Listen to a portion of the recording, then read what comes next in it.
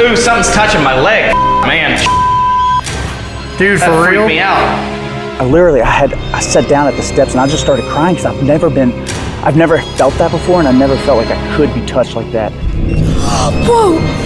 Oh my God. Are you one of the things from the picture? This room is definitely the most active room on the second floor. Oppressive and heavy sensations are often felt in this room. The world's largest Ouija board.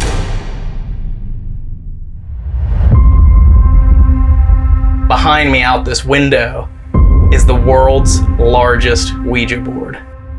We're gonna be staying the night in the very haunted Grand Midway Hotel. You're joking. Whoa. Were you one of the ladies of the night? This is where things get interesting. The demon room. Was there something evil that was brought in to this room? I'd love to sit here and have a drink and have a conversation with somebody. Martha, can you go down to Dave in the canopy room down here? What room? Can you get as close as you can to it? Wow.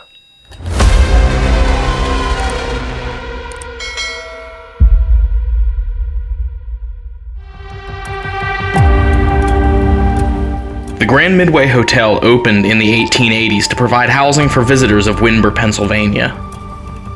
Its close proximity to the railroad depot made it a very popular choice for those traveling by train, which also made it a very convenient place for illegal activity like prostitution, gambling, and other unregulated business. Dave, tonight we're going to be staying the night in the very haunted Grand Midway Hotel. Here we are. This hotel is not only known for its haunted history as well as its eclectic horror-themed atmosphere, but also one thing that I am very excited to see and experience is on the roof of the Grand Midway Hotel is the world's largest Ouija board. That's right. I'm really excited for tonight, and I think the best way to get started with this investigation is to get a walkthrough of this hotel and check out the different areas that we're going to be able to investigate and stay the night in tonight. Who knows what we can expect? Absolutely. You want to head inside? Let's do it. Let's head inside. Let's go.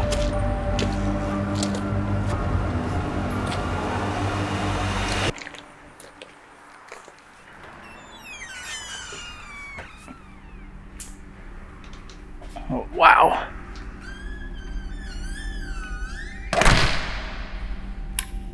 Very creepy. It is. The cool thing about the Grand Midway Hotel is there's so much that has been changed about it, but there's also so much that is original.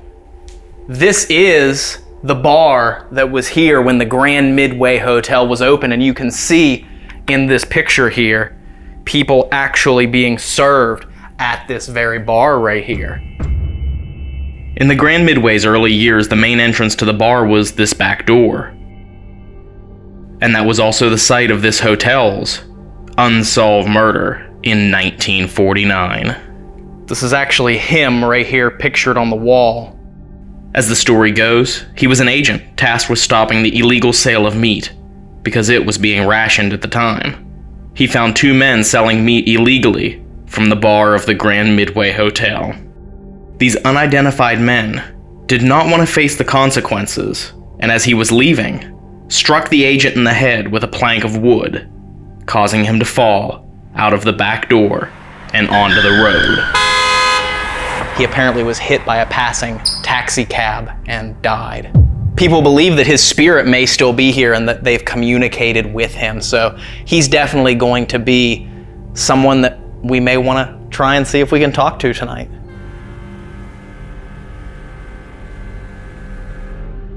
The hotel has over 30 furnished rooms, each of which have a unique and eclectic theme. Guests can choose their favorite and get a different experience every time they visit. But it's these same rooms on the second and third floor that have mysterious history that have led them to be considered haunted. Hey, while we're up here, what if we set up the plasma ball in what is said to be the most haunted room? and we can allow it to pump energy into that room in hopes that it'll allow for easier manifestation later on tonight when we're investigating. Yeah, let's do it. Let's do it.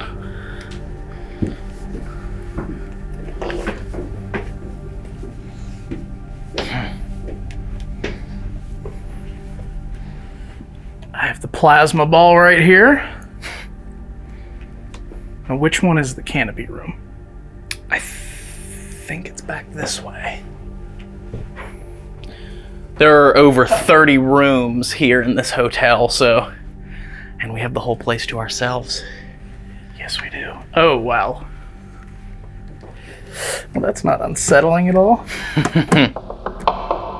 The reason for the canopy room's paranormal reputation is mostly unknown to even the owner, but many people believe this room is considered to be the most haunted of the Grand Midway Hotel because of this doll, this nun statue, and the mirror in the corner. This is considered to be the most haunted room of the Grand Midway Hotel. Not just from spirits that would haunt this hotel, but also because of the things that they've brought in. There's a nun statue in the back of the room that they believe has a lot of energy attached to it, as well as that doll that was sitting right there in that chair. So this is definitely going to be a room we may want to focus on tonight. He said this is the room that they get the most activity from. Okay. Even though they've decorated this hotel much differently than it ever would have been, this was used back in its earliest years as a brothel. Oh, yeah, that's right. Windber was a coal mining town, and you had a lot of workers in the coal mine that would come here to be entertained by the ladies of the night that found themselves here at the Grand Midway. People believe that they've run into the spirits of these women that may have worked here in the oldest profession. The second floor's unexplained paranormal activity could also be attributed to the history of the room across the hall from the canopy room, which is named the monkey room for the unsettling stuffed monkey sitting in a child's easy chair in the center of the room. It was in this room, the owner told us, human remains of unknown origin were discovered within the walls, and some believe that this is why a shadowy figure of a man stalks this hallway, as well as the back stairwell.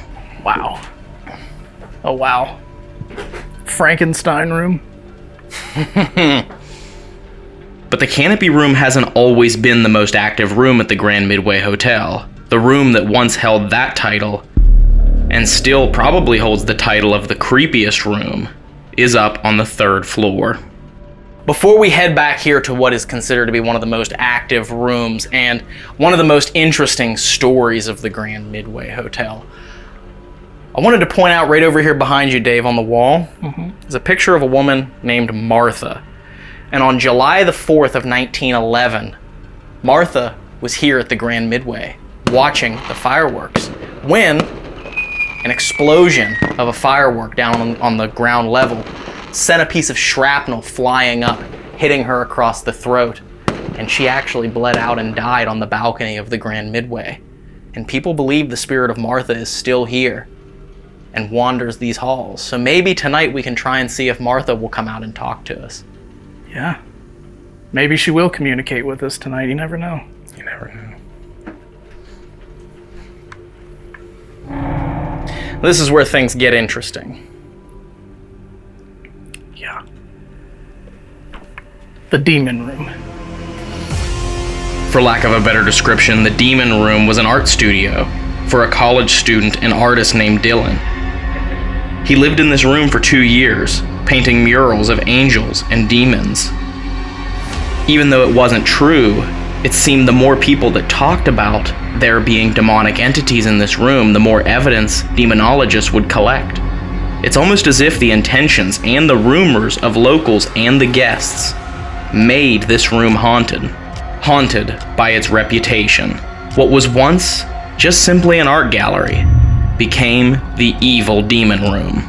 The owner, Blair Murphy, says that it never really felt like an intelligent entity, but rather a buzzing or a vibration of energy that would cause manifestations of paranormal activity. All we know is that we'll have to spend some time in this room later. I think the only place that's left to go is up to the roof, to the largest Ouija board in the world. Yes. I'm excited to see this. Yeah, we gotta go check it out.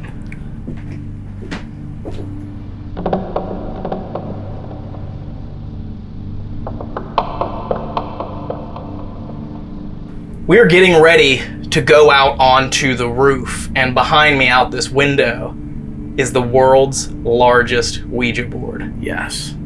Let's check it out. Let's go outside.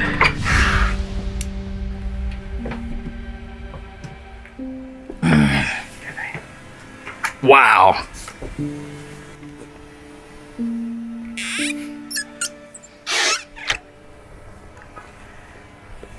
It's just a very unique thing to have painted on the roof of a haunted hotel. Yes, it is. And they believe Ouija boards are, or can be used or turned into portals for spirits who didn't necessarily die in any particular area to be brought in. And painting a giant Ouija board on the roof of this building may have helped more spirits migrate to the Grand Midway Hotel. It is, yeah. I mean, you never really think of the idea of a giant Ouija board on top of a building, much less one of the most alleged haunted hotels in the state of Pennsylvania. So it just adds to the mystery and to the mystique of it all. It's one of those moments. It's just surreal. Below our feet right now is the world's largest Ouija board. This is really cool, and with the sun migrating towards the horizon line, it's gonna be about time very soon for us to set up for abandonment. Leave cameras alone throughout the Grand Midway Hotel to see what is captured when the hotel is completely empty. So, are you ready, Dave, to perform the abandonment at the Grand Midway Hotel? I'm ready, but I think we need to stand in a special spot to kick this off. Are you standing on the P? I'm standing on the P. The Q's right there. There it is. Paranormal Quest, PQ. Let's do it. Let's do it, guys.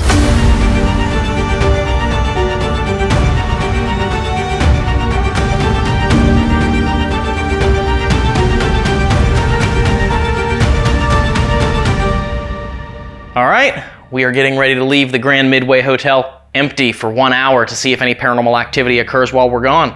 We have 4 cameras set up throughout the building. This one here in the bar, where there was that gentleman who was attacked and then fell out the back door and ended up losing his life when he was run over by a cab. We also have a camera on the 2nd floor pointed into the canopy room, which is supposed to be the most haunted room in the Grand Midway Hotel. And we also have the thermal imaging camera set up in the hallway outside on the 2nd floor, pointing down past all of those rooms to see if any temperature fluctuations or temperature anomalies occur that thermal imaging camera can capture. And last but not least, we have a camera up on the 3rd floor. It's set up just outside of the demon room, pointing down the hallway towards the stairs. So it's going to capture that entire area, and if any sounds occur, the camera's also going to pick up that. So we're going to leave this hotel empty for about an hour, and we're going to come back and see what happens. You ready, Dave? I sure am. Let's head out. I'm going to turn this light on here. There we go, much better.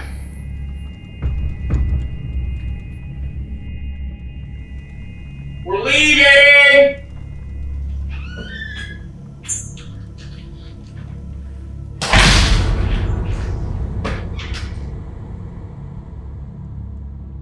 We've conducted these abandonment sessions for 10 years, and some of our best paranormal evidence has come from these moments when the buildings are completely empty.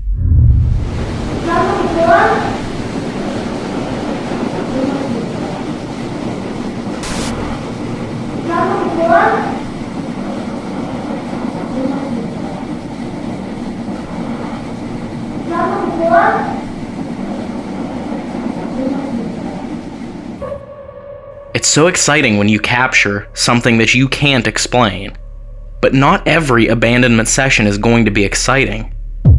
And it's important that we show you that.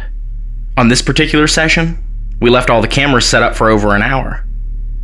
And the EDI plus meter did detect a temperature change and a change in the air pressure. But only once.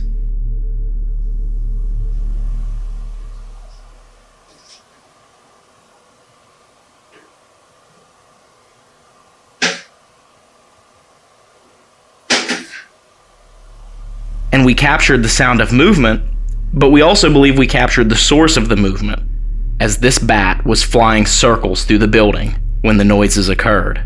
Not showing you the abandonment sessions where we capture nothing would be disrespectful to the abandonment sessions where we capture mind-blowing paranormal activity. And it would be disingenuous of us to lead you to believe that we capture paranormal activity every single time that we switch on the cameras. But that doesn't mean that the Grand Midway Hotel isn't haunted. We're back! The spirits or energies may just be waiting for us to return. Ready? I'm ready. Let's do it. Let's do it.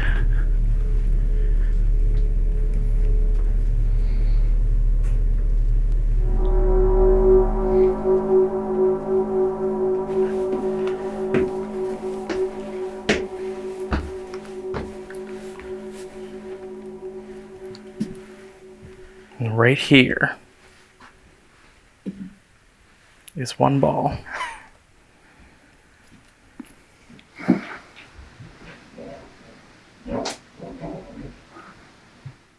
What?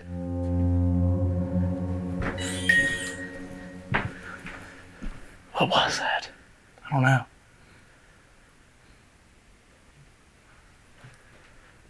There's nobody outside. There isn't? Oh.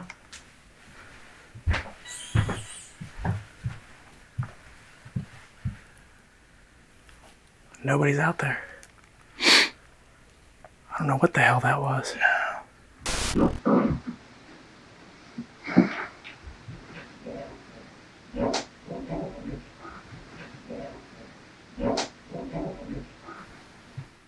What? Pull that window down just in case. That's glass. That's glass. Oh, so they're closed. Yeah. Okay. I don't know. There's also... Wait.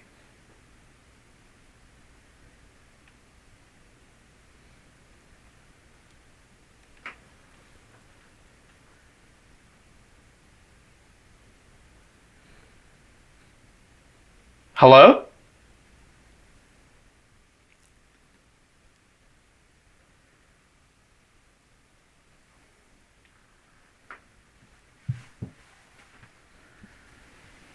That's really weird. Let's get into the canopy room here. God. Don't forget about the music box. Wait. What was that?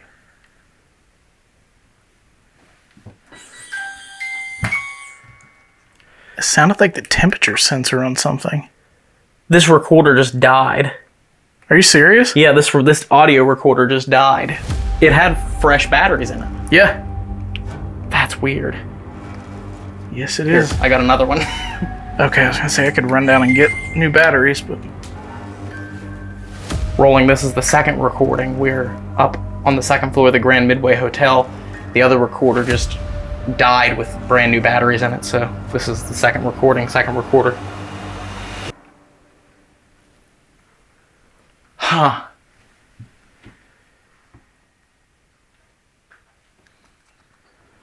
Alright, so we are in the canopy room, which is said to be the most haunted room of the Grand Midway Hotel. One of the common reports of activity in this room. Sorry, I'm gonna set this one out here. Are you sure? I was going to put it in the doll's lap, which is why I had it set right there. Oh, sure.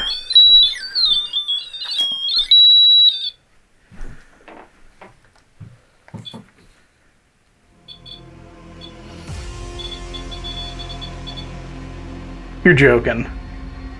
That's interesting. It's literally going to say one of the common reports. of activity as the doll is said to have something attached to it. And as soon as you set it down, and look at that, the EMF is just climbing up. It was at a 0.3 to start with, and then it went up to a 0.5. Is there something attached to this doll? If there's something attached to this doll, can you light that up for me? Just like you did.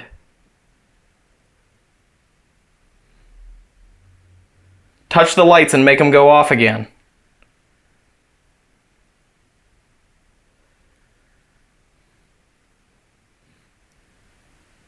That was odd. I just had a feeling about that doll. There was something about it. We were told that this used to be a brothel. If there's someone in this room with us, you can use our energy to make things happen. You can touch us. You can move objects. You can do whatever you need to do to let us know that you're here. We travel all around to try and find proof. Whoa.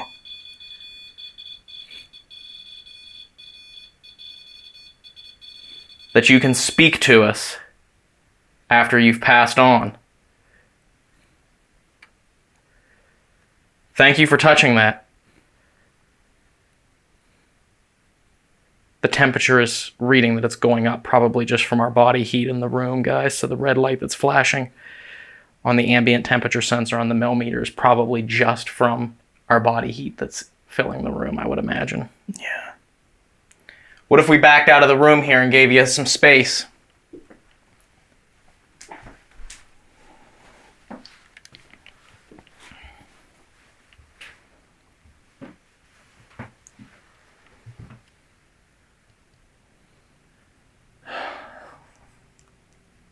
The lady again? No. I turned around and this thing was right in my face. That freaked me out a little bit. Did it scare you dearly? It did. Who was making those lights go off in that room?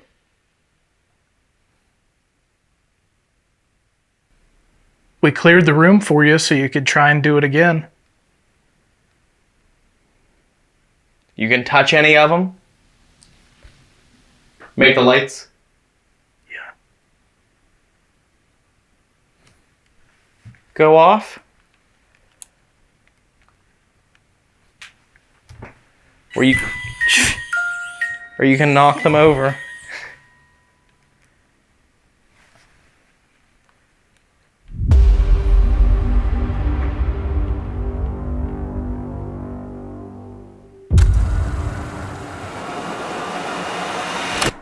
Rolling on Ghost Tube.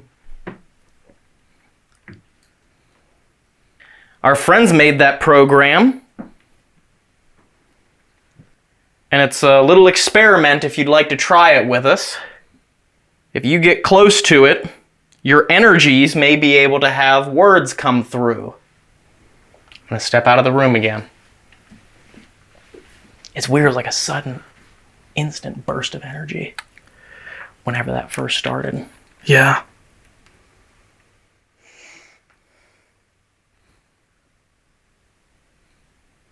Where did you go? Do you work at the hotel?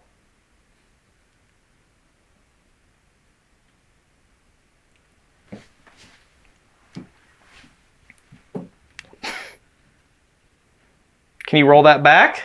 Organ. What did it say? Organ or Morgan? I can't. I can't. You can't roll that back? Ooh. Yeah, I'm covered in chills right now. Yeah. Something just came in here. Something just entered this area with us. Yeah.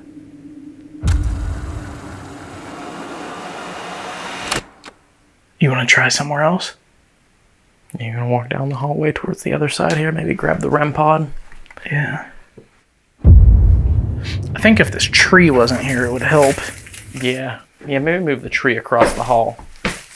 How's that? Good. Now go stand down the hallway. Yes, perfect. Okay. Yep, can see both now.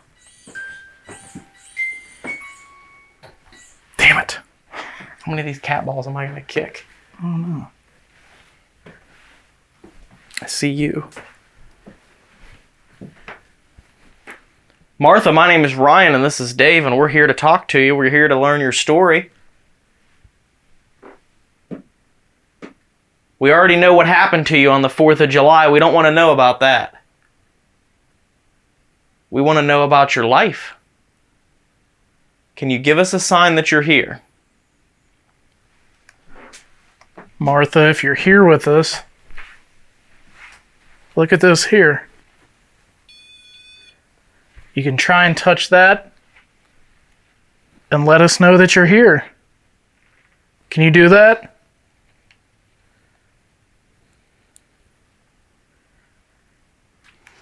It's gone very quiet on the second floor.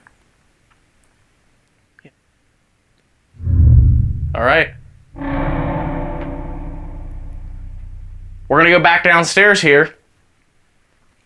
You're more than welcome to follow us down there, or you can make noise up here if you'd like. We're going to be here all night, so you can always show us that you're here. You want to cut? I'm going to keep rolling on my camera for right now, just in case, because Okay. you know how that goes, but I am going to start gathering up the equipment. Whoa. What? Literally cat ball at the end of the hallway just went off. Did we scare you? Were you coming up here to talk to us? It was that one right there.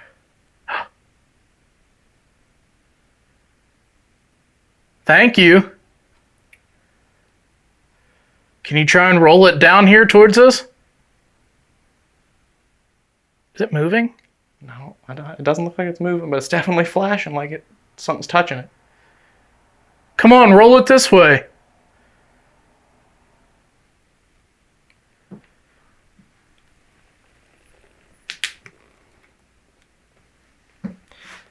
Can you make the other one flash too now?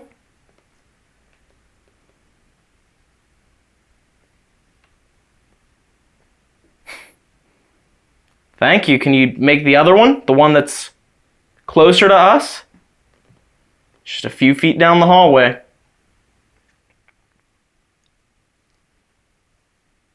Or if you'd rather keep lighting that one up, you can. Is this Martha?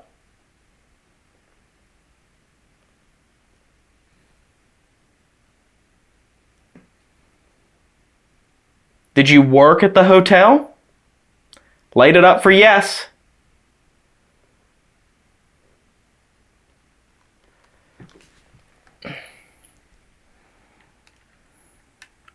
Were you one of the ladies of the night?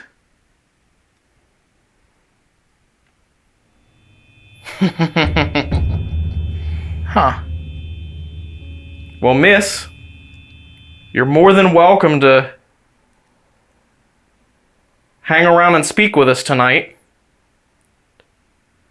We'll have lots of strange things that you won't recognize that we hope that you'll use to tell us your name so that we can get to know you, so that we can learn your story. If you understand that, can you make that flash again?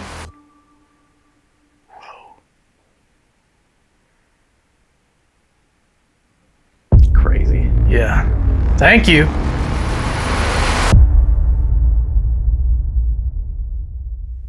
Okay, guys, so Ryan and I have singled ourselves out. He is going up to the 3rd floor, and I'm down here at the bar by myself.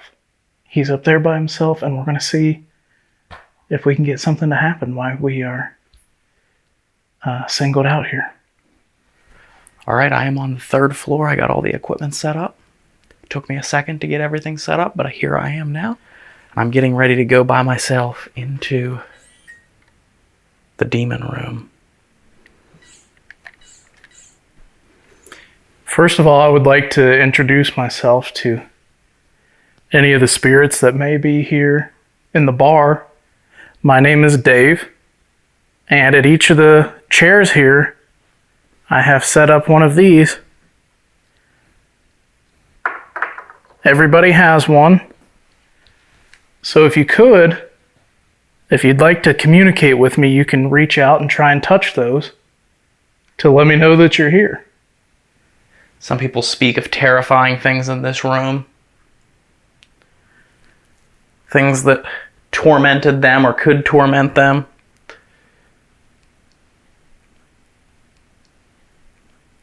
My job is to try and find out whether that's fact or fiction.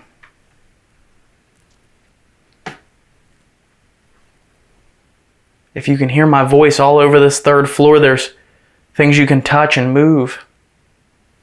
We were told that supposedly there was a man who came here to stop rations, and nobody wanted that to happen. So they beat him with a couple of 2x4s, and he fell out into the alley and got hit by a cab, is what we're told. Is that true? If it is, can you light one of these things up for me?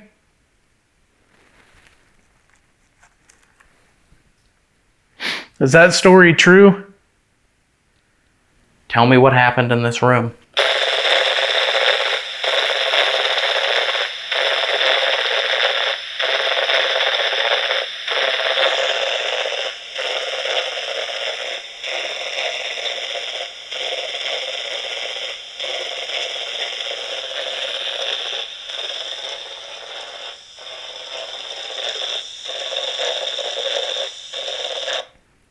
I know this probably is pretty weird for you.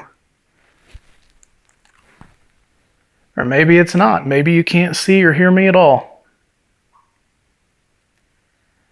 But I know upstairs we had somebody listening to us and they made those go off.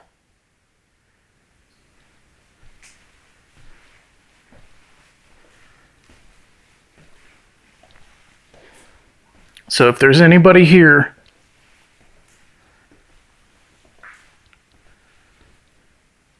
please come and communicate with me. There's something sitting out there on the little seat out there. Can you knock it over?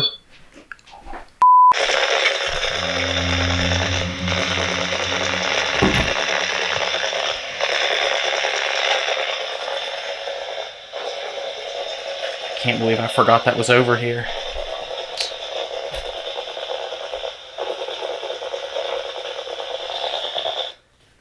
Did you just set that off? Thank you. Can you get as close as you can to it? Show me that you're here.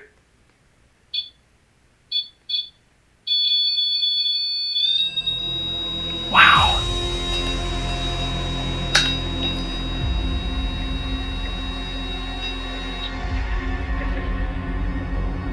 Are you one of the things from the picture? Who are you?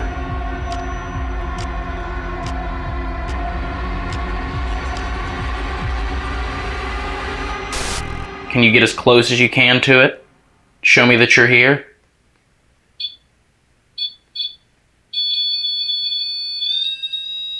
Wow.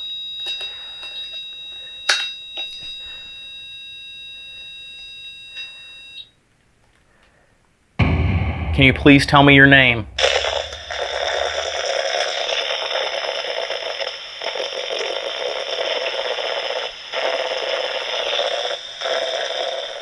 What was your favorite drink? What was your go-to?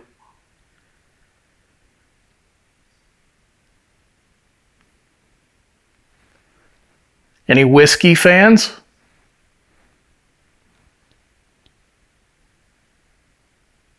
Or you just regular beer drinkers?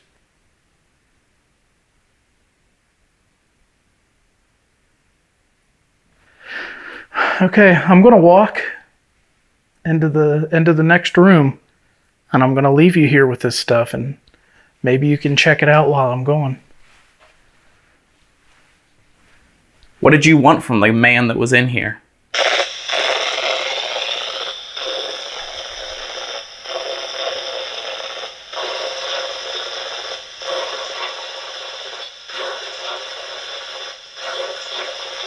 You're back, huh?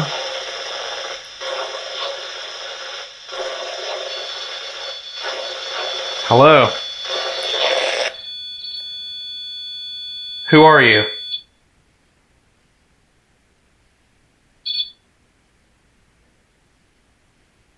Do you like it better when I'm in the room?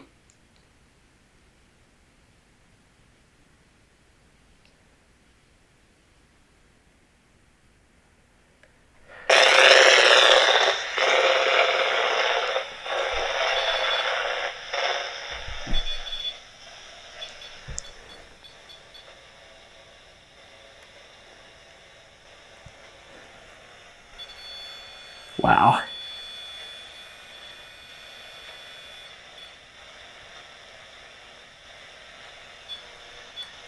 That's interesting.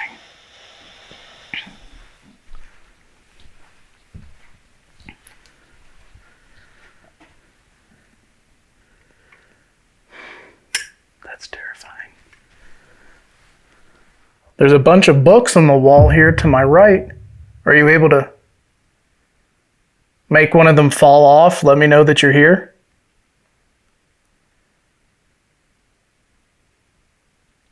Are you able to do that for me?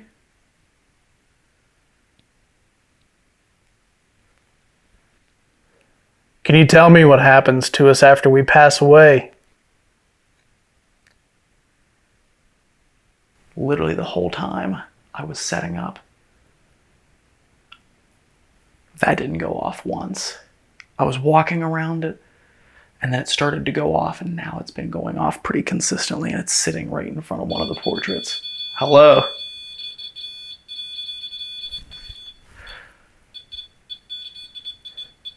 Can you take a step back so I can ask a question first? Thank you.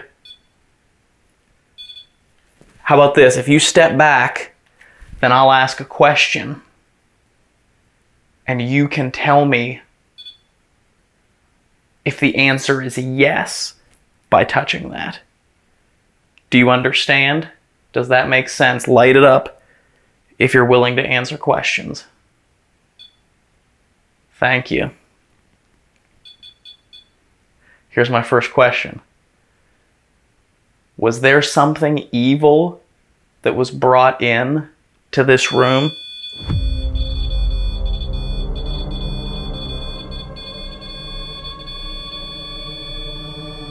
Okay, you can take a step back now. That's a very strong answer. Thank you. Okay, I'm back.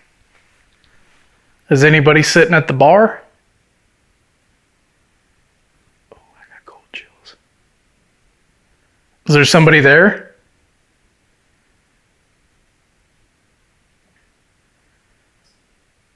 There's a roof leak back there. That's what you're hearing. Can you please come through this box and speak? It's like a microphone. Get close to it and it should be able to pick up your voice. That was... Ooh, something just came through there. That was... Ooh, that was... Ooh, that was... Ooh. What do they call this room? Can you tell me what they call this room?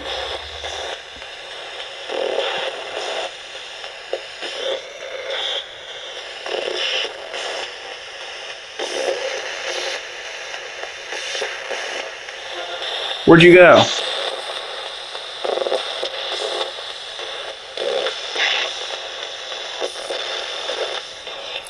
I'm going to sit down here at the bar with you.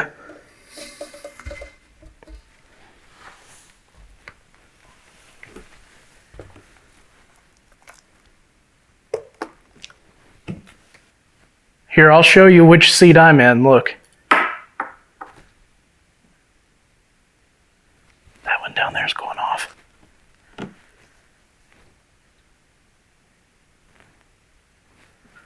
I don't believe me doing that would set that off. Let me try again. Okay, it did. Fair enough. I'd love to sit here and have a drink and have a conversation with somebody.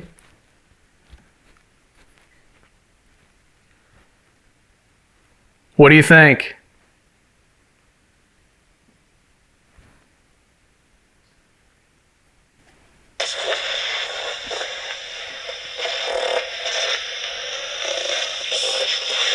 Can you come through this box and talk to me so I can hear you?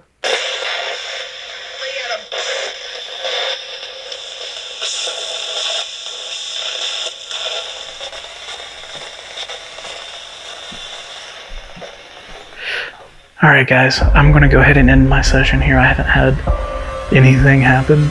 Hopefully Ryan is having some better luck upstairs on the 3rd floor, and we will catch back up with him very, very shortly. Dave is setting up for his session here. He's going to be listening to the spirit box. And once again, we are in the canopy room, which is supposed to be one of the most active rooms here. So maybe we can communicate with someone, whoever they are, and find out who they were, and maybe who set off the Mel meter earlier.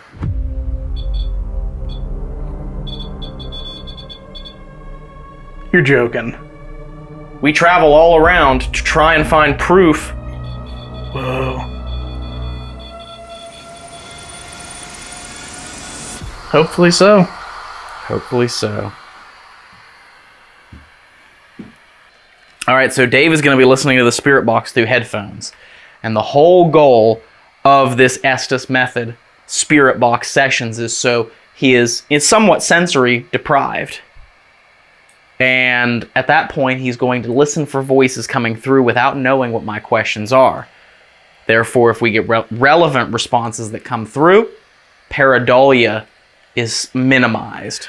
And who knows, maybe we'll get full-on communication once he starts sweeping here. But I'm going to ask the questions, and he'll be calling out what he hears. Yes. Right over here, we have the SLS camera set up, stationary, and it is pointing right in the area where we had the cat ball light up earlier. Were you one of the ladies of the night? Huh. We'll have lots of strange things that you won't recognize that we hope that you'll use to tell us your name so that we can learn your story. If you understand that, can you make that flash again? If there's anyone here, my name is Ryan and that's Dave in there. We traveled here to talk to you and so that we can learn your story. I have a way. What way do you have? Cody. Cody. Cody, who are you? My name's Ryan. What brings you here to the Grand Midway? Something back. Whoever you are, Cody, or whoever's here, can you stand right over here in the stairway?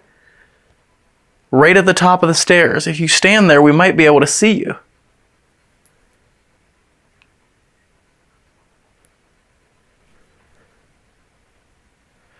Or there's those lights that were there earlier. They're almost in the exact same spot if you want to touch them, just like you did earlier.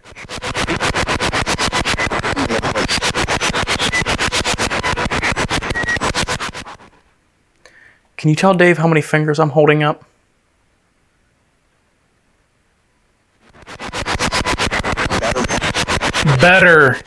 Better. Tell him how many I'm holding up so I know that you're able to see me. How many fingers? I feel extremely uncomfortable sitting in here. Are you near Dave right now? If you're near him, can you touch one of those lights to let me know?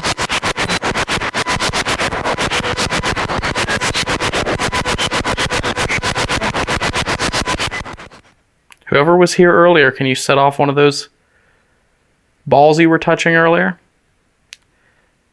The ones that light up. Can you light up those balls?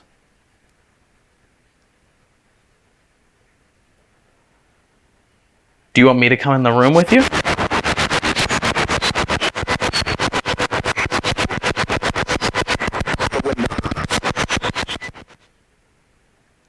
Is there something attached to that doll that is right there behind Dave?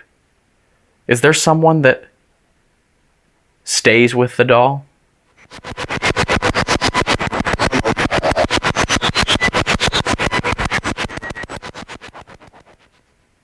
We want to talk to you. We want to know your story, and we're not going to be here for very much longer. So if you're willing to speak to us, we would love to hear your voice.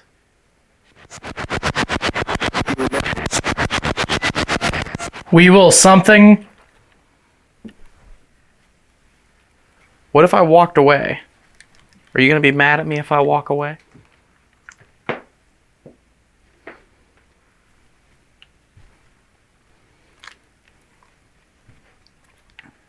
Martha, can you go down to Dave in the canopy room down here? I don't feel that feeling anymore.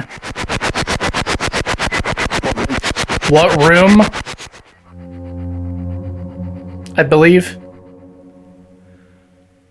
I don't know the number, Martha. I'm sorry. Let me check the number for you. Oops.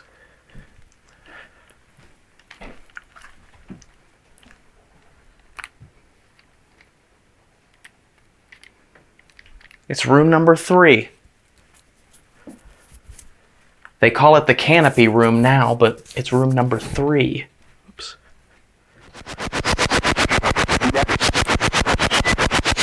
There was a man's voice there, but I could not make it out. It's interesting that when I walked over here, he said that he no longer felt uneasy. I've had this strange feeling that whatever's been interacting with us at the Grand Midway for some reason has been following me around, whoever they may be. And it's weird, as soon as I walked away, he said that he felt that feeling, that uneasy feeling he felt earlier. He felt that leave.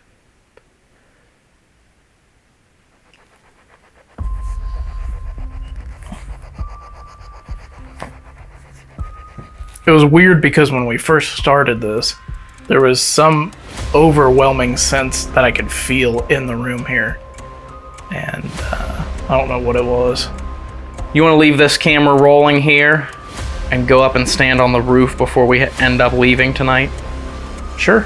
Go up and stand on the Ouija board and overlook Windber at night? Yeah, let's do it. All right. What a fitting way to end the investigation tonight, standing on top of the world's largest Ouija board. We started the day with a walkthrough that ended with us standing on the world's largest Ouija board.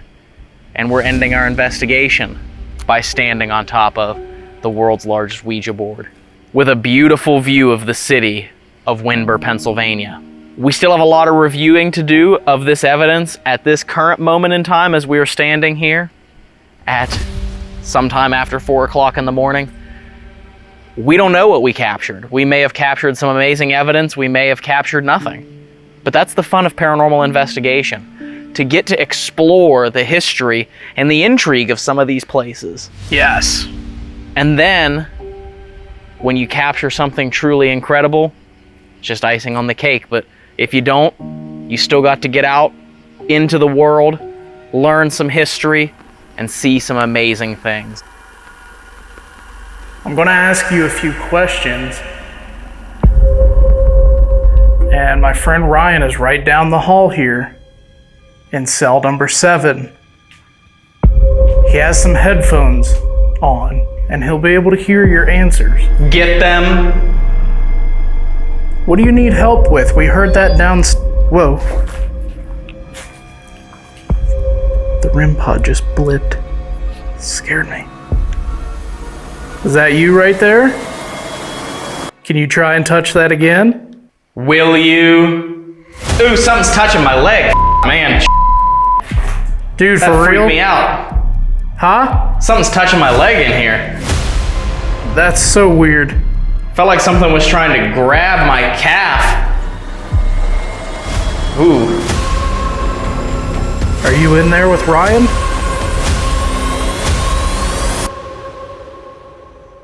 What do you want?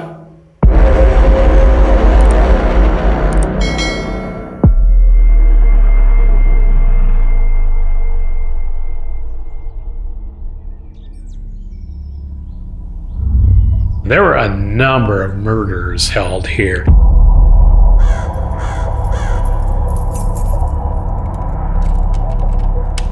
All right, well, welcome to the former Williams County Jail and Sheriff's Department in Bryan, Ohio. This place was built in 1869. It was in operation for 130 years. From 1869 to 1999, I think, is when they sent the last inmate over to the CC&O building in Stryker. Bryan was a pretty young town at that time, about maybe 25 years old. It replaced a log jail on the square, and it housed both male and female prisoners, anywhere from brothel owners to drunks to murderers. I've done a lot of research into continuation of consciousness after death and some writing on the subject, and I do believe that especially in places where there would have been high energy, abnormal energy, maybe tragedy is a good word, that does tend to store the energy. However it's done, I don't know exactly how it works. I don't think anybody does, but yes, I believe there's definitely energy here. So one of the things that I have had happen frequently is this is the key closet in the furnace closet. But all these keys are original to the jail. I'm not really sure. I think some of these things are gone, so I don't really know. A lot of people have reported hearing this in the middle of the night. Oh, wow. And I always try to keep this pointed straight up and down, so that, because I've seen it where it's actually been turned. Like someone's trying to get in the closet. Right, exactly. So this was the interrogation room. I believe that that would have been where the two-way mirror was. Okay. And we actually have the buzzer here still that works. That's awesome. So this would have been where the inmate side of visitation was. And again, just a little small dark room, no lights, nothing, just right there. No, please. No, please. If you were once you were changed and everything, you would be brought in here, and this would be your initial holding area. They had two sets of bunk beds, one there, one here. And this was if you were like immediate access, like you were either just got in or you're about to get out, or you're about to go out to go to trial, whatever. So yeah, there would have been four, and these are some of the original mattress pads, pillows that were here. I read an undated newspaper article that I believe dates probably to the 1930s or earlier, where there were rumors that the ghost of a murderer has been detected here, heard, in some cases seen as a mist. Andrew Tyler was his name. He was not housed in this jail. He was housed in the previous log jail. He and an accomplice, mentally challenged accomplice, back in 1847, lured a young boy away, took him to the woods, murdered him, hid the body, and then he pretended to be a medium. And he said, if you pay me, I can lead you to the boy's body. Well, of course, they figured out if he knew where the body was, he was involved in the killing. So he was hung on the courthouse square. It was quite the social event. They built a gallows outside the jail, right on the town square, surrounded it with a wooden fence.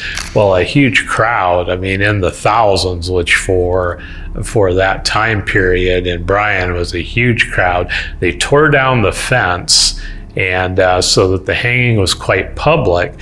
When they tripped the trap door for the gallows, the rope slipped and went around the man's chin, and he was suspended but not being choked, so it wasn't killing him. So they had to drag him up, restring him, do a better job of getting the rope tight, and then the second attempt was successful. They disrespected his body. It was stored in a vat, in a barrel, and would be shown to the public. One guy had a hold of it at one time and was charging like 10 cents to see the body. Eventually it disappeared, but they do say that his ghost has been seen here. This cell right here was initially the long-term inmates. Like if you were going to be here more than 120 days, which didn't happen very often, but it would, they would put you in there. But I think in the 50s it became the drunk tank. Oh, okay. So yeah, because it's dark and it's all like they don't have the typical beds that they would have. They have 2 slabs in there that are raised up. Okay. I know voices have been heard. I personally have seen shadow figures here.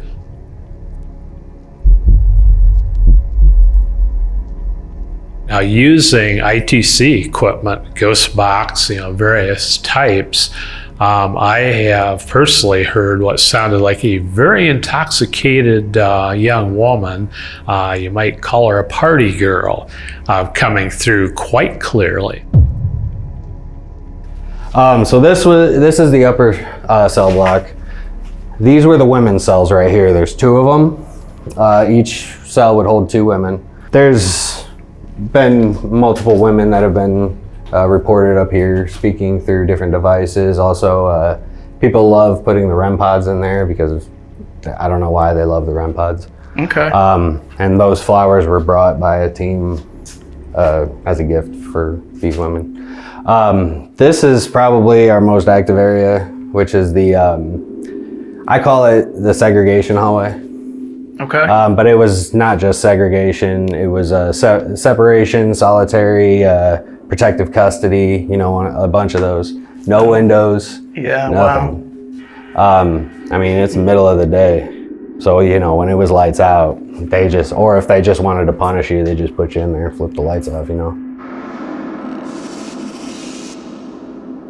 Those would have been people who either were dangerous because they'd committed violent crimes and they wanted to keep them separate, murderers. Child molesters would often be held in those cells for their own protection because prisoners are not terribly kind toward child molesters. They had one guy actually that was in protective custody, the most famous case in Bryan. I don't know if you've heard about it, Emily Abernathy. She was a librarian over at the Carnegie Library, which is still there, still original. Right.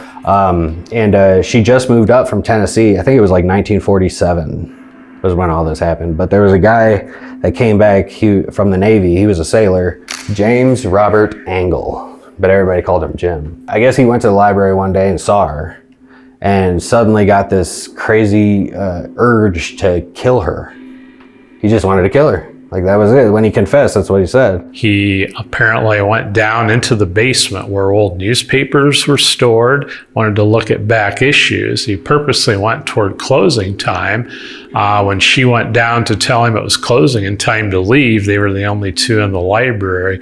He just brutally attacked her, kicked her, stabbed her, choked her, knocked out teeth, broke facial bones.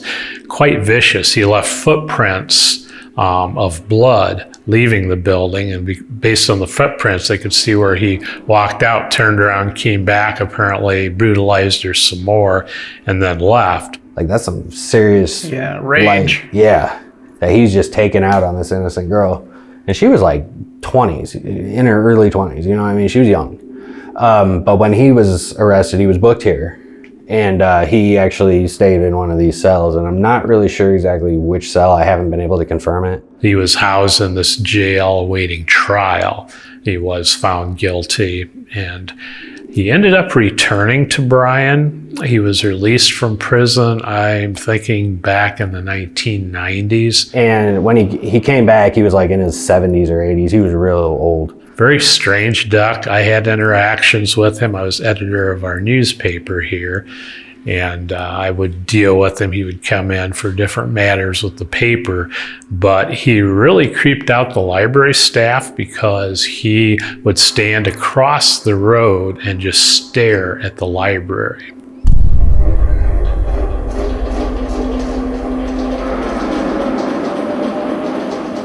It's freaky. It's a little creepy, man. And you always wonder, like, what was he feeling in those moments? Was he reliving it in his head, or was he feeling remorse? Was he, Right. you know, what was he feeling? What was going through that guy's mind as he was sitting there staring at this building for 10 minutes or more, you know?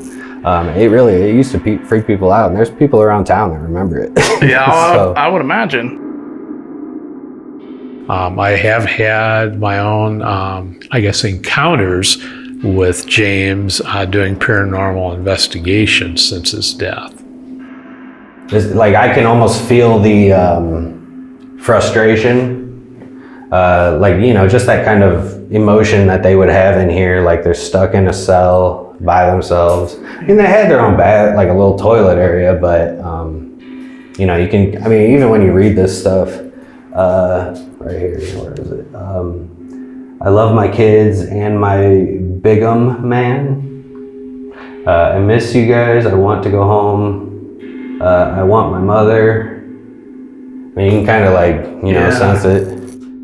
Yeah, residual activity is basically a good way to describe it as an imprint on the environment.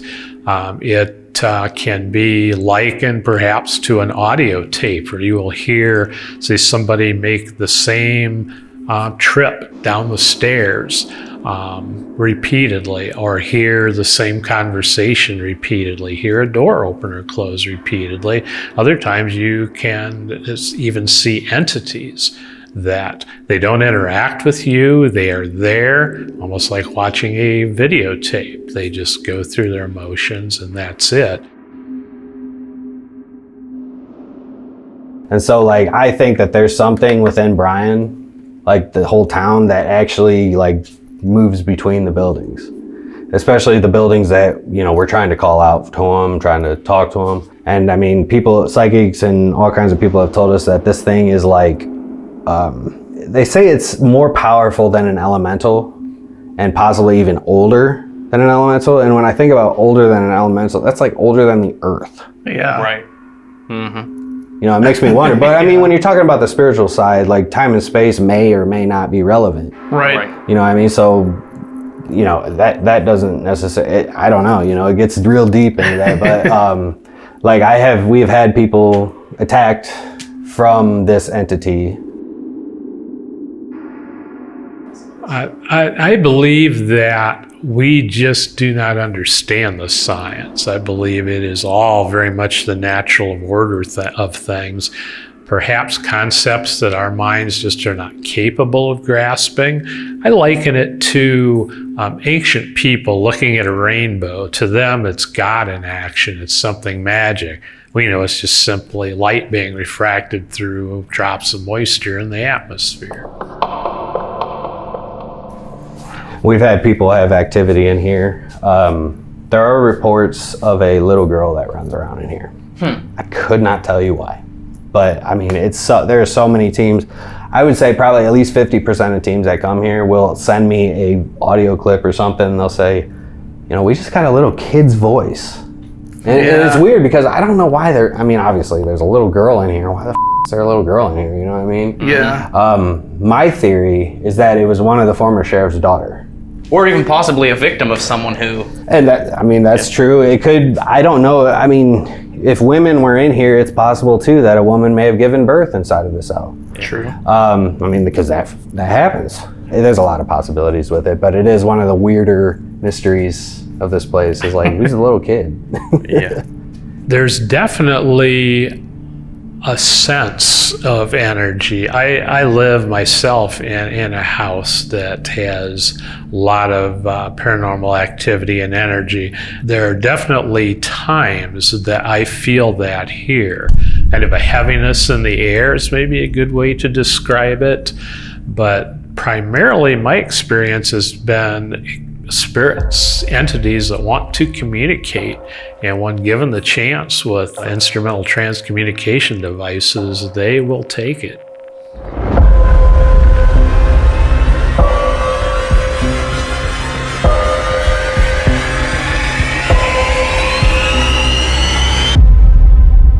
All right, Dave, you ready to go upstairs and see if we can communicate with any of the spirits or energies of the former inmates that are left behind up there? I'm more than ready.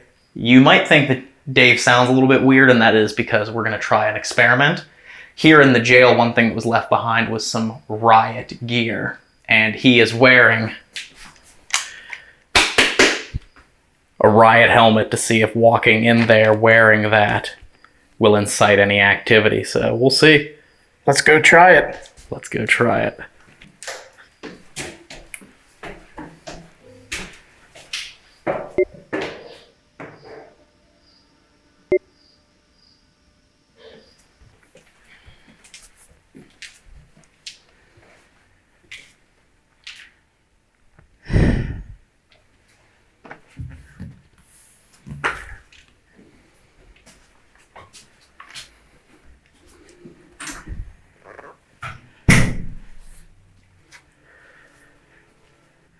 Tell us what cell you're in. Of course. Good timing for the train to come through town. There's lights that if you get close to them, they'll turn on. And it'll make noise. And that's how we know that you're here. You probably have seen them before. People have probably brought them in here.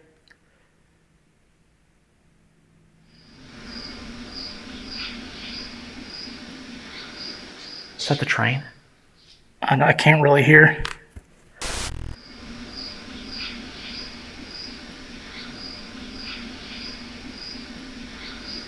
Is that the train? I can't really hear.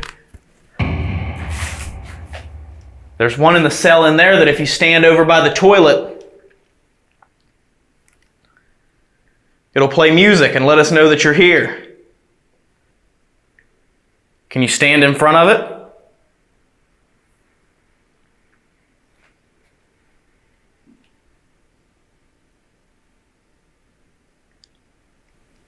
You want to try and walk down that block, Dave? Yeah. See what happens?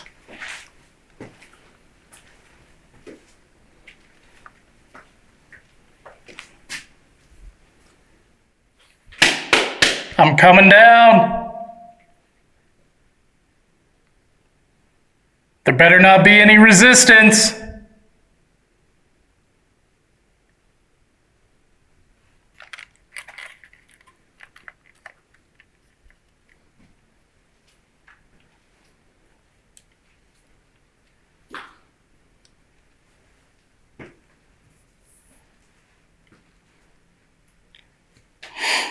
Are you down here with me?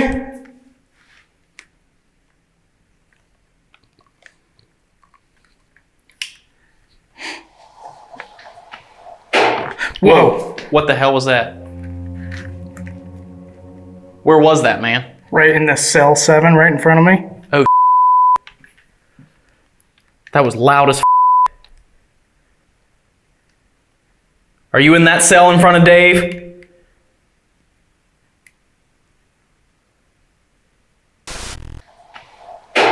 Whoa. Whoa. What the hell was that? Where was that, man? Right in the cell 7 right in front of me. Do I have to come in there and extract you?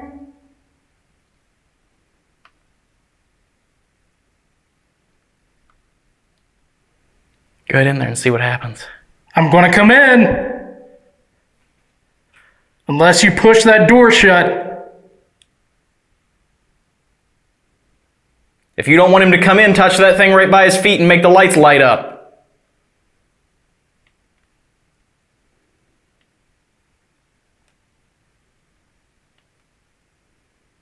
All right, I'm coming in.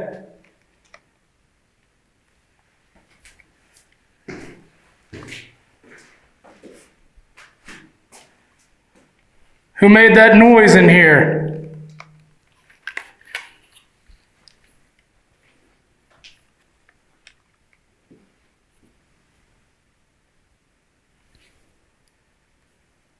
Can you do it again?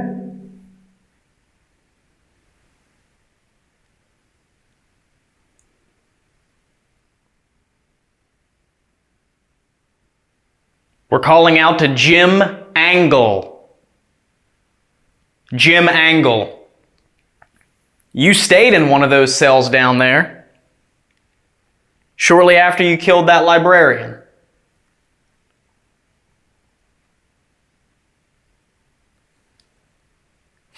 Jim, if you're here and you can hear my voice, can you make some of these lights light up to show us that you're here, or speak as loud as you can so that we can hear your voice?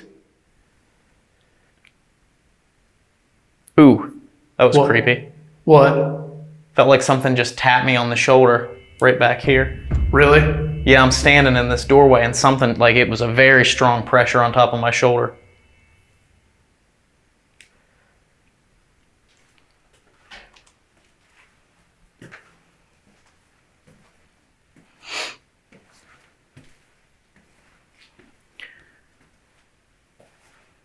Whether you're Jim Angle or we're also looking to talk to Andrew Tyler,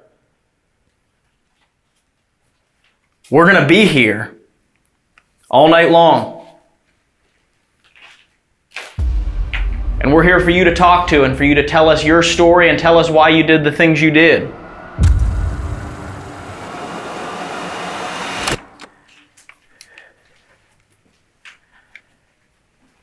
In here,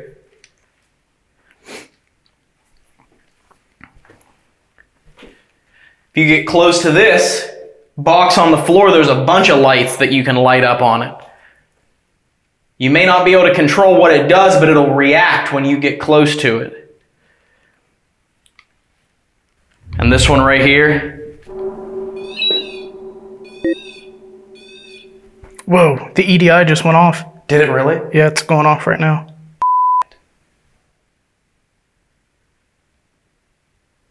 Good job. It's still going off. If that's you, right beside it, there's a ball. Can you touch it and make the lights on it light up?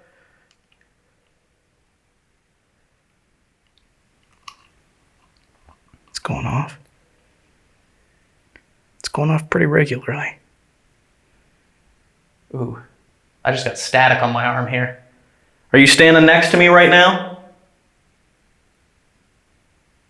You can use my energy. You can pull energy from my body and use it to speak to us. I'm feeling it out here too. Just like the static in this area just kicked up. Mm-hmm. Who is this? Is this Jim Angle? Still going off. Mm-hmm.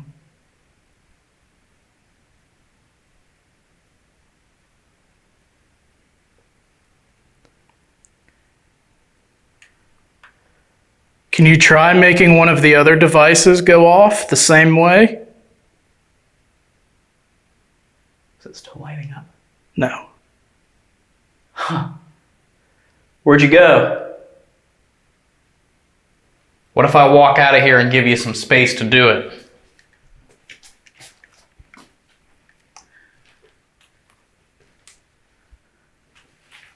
I think I'm going to take this helmet off. Yeah, go for it. Very hot.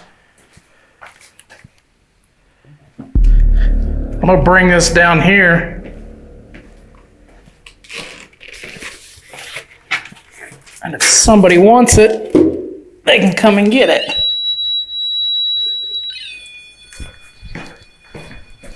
Oops.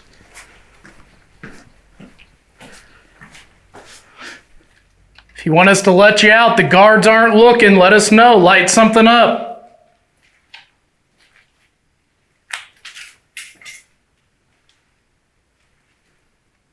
Or knock on something. Whistle or yell out. I heard that. Yeah. Can you do that again?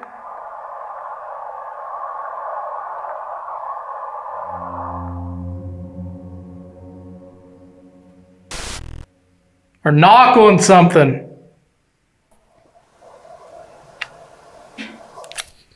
I heard that. I heard that. Whistle or yell out.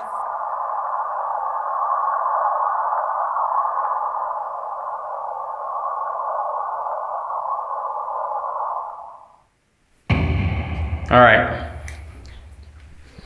I'm going to stand right here.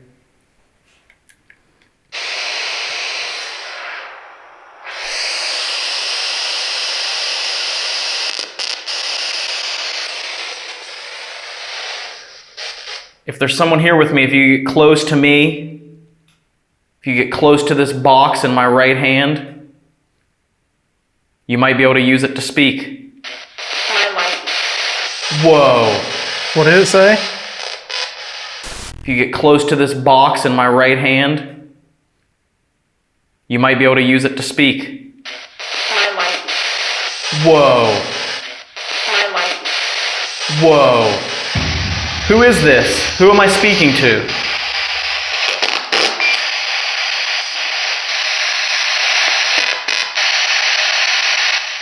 Say your name as loud as you can for me so I know who I'm talking to.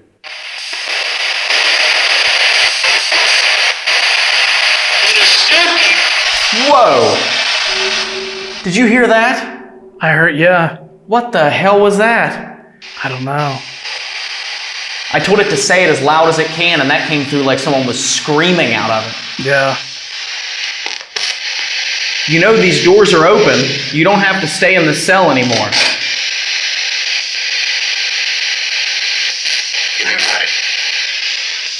It said, I might. I heard that. Why do you have to stay in the cell?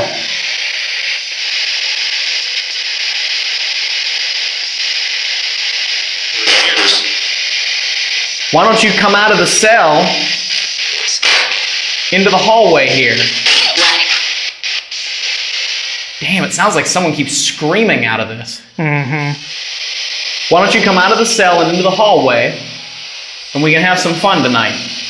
We can play a game. A game where you can come find us,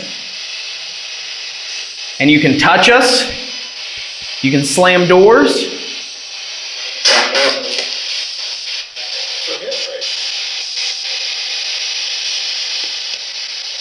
what was the name of the man who killed the librarian?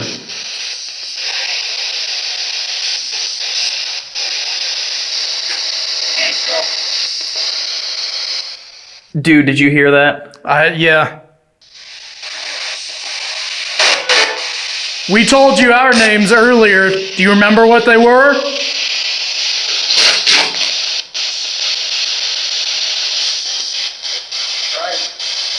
Whoa. What'd that say? Sounded like it said Ryan. Oh, wow.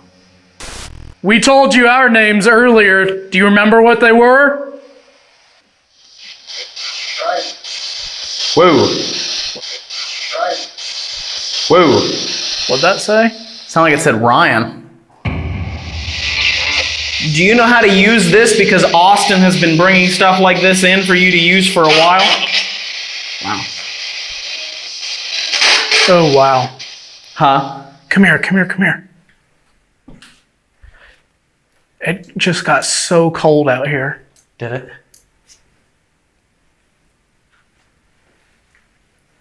And that, Ooh, I feel that, yeah. I want to review that recorder later because I thought I heard footsteps coming from over here.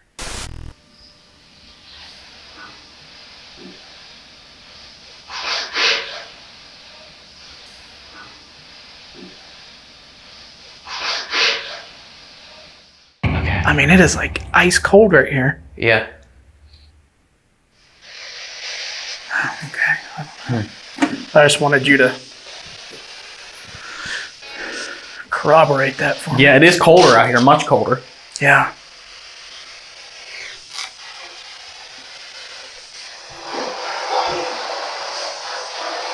I thought I just heard your name come through there. Yeah, me too. Literally, as I walked past the cell, I thought it said Ryan. Yeah, I went, Ryan.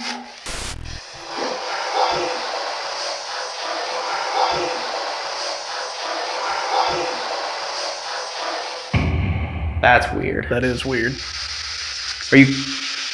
Are you in this cell right here? Ooh, I got a bad feeling. Do you? Yeah. Who called my name?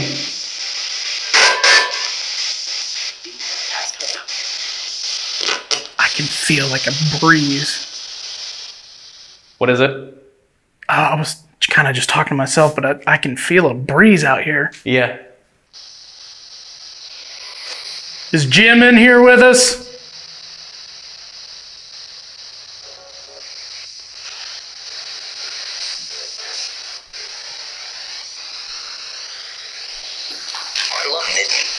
Whoa.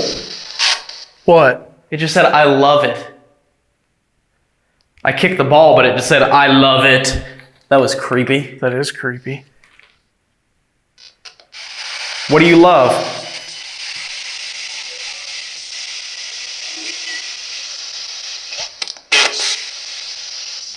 It said kids. It did? Yes. Holy crap. I heard that loud and clear. Is that why you're in here? Are you in here because you loved kids? What's weird is these segregation cells would have been used for protective custody too. Right. For those that couldn't be in the general population. Right.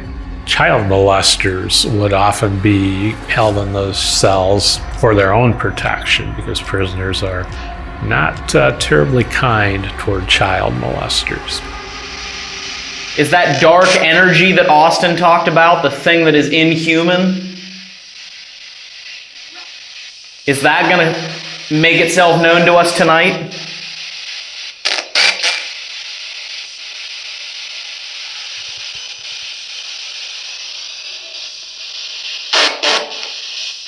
I'm going to turn this off in a second. Can you talk to me and tell me when that dark energy is coming?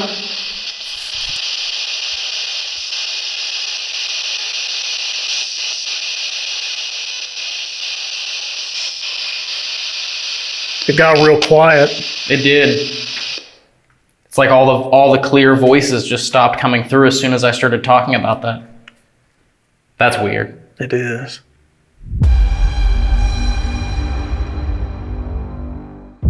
We're getting ready to leave for abandonment. We decided we were going to leave the ghost tube set up upstairs in those solitary cells, which were also at one point the male cell blocks, where the men would have been housed, where Jim Angle would have been kept whenever he was here after killing that librarian, where a lot of people get communication with him and other spirits up there.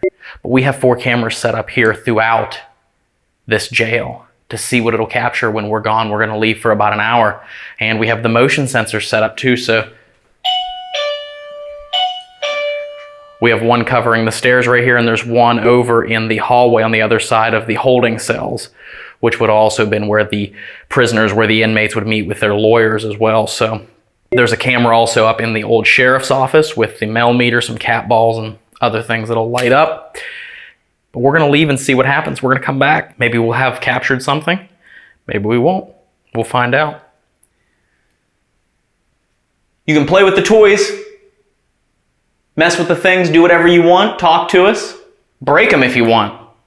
I don't care. We're leaving.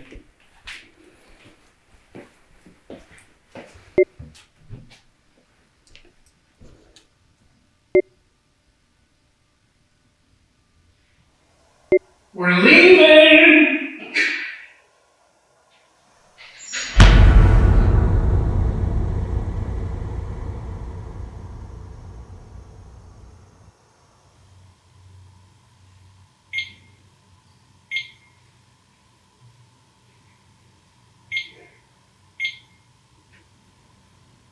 Leave.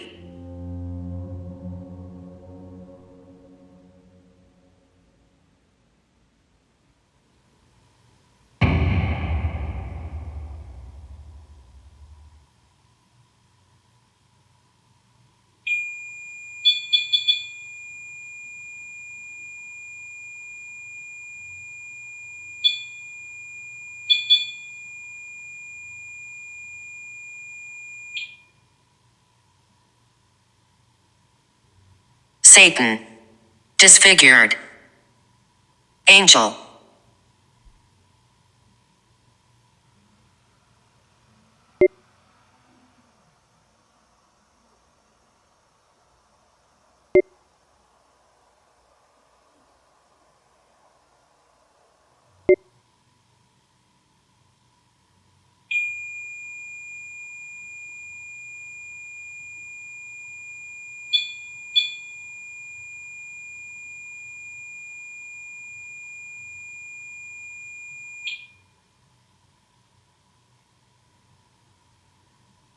Cell. Far away.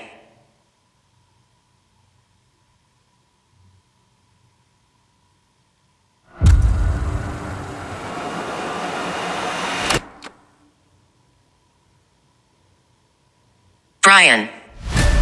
Welcome to the former Williams County Jail and Sheriff's Department in Bryan, Ohio. Brian has a very high water table.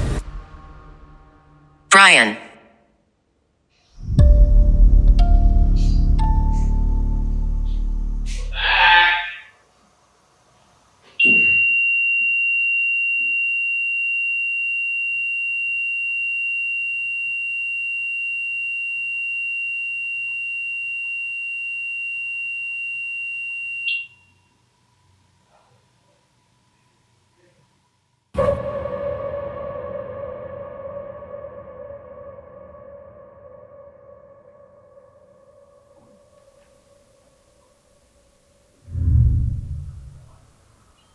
Whoa.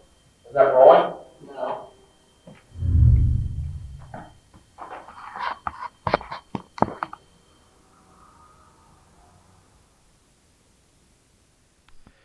Rolling. This is recorder inside the cell.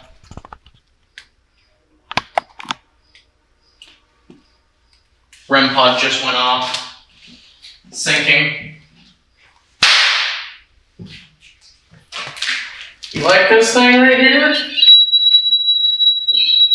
It's yours. We're gonna leave it here for you. You can try and touch that. Ooh.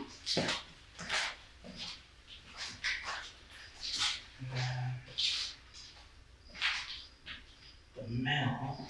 Cool. I brought myself with my Lego. Whoa. Thank you.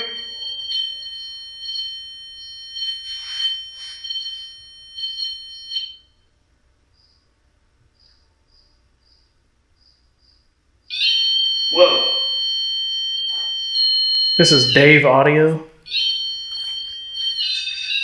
Can you try and knock that thing off of there?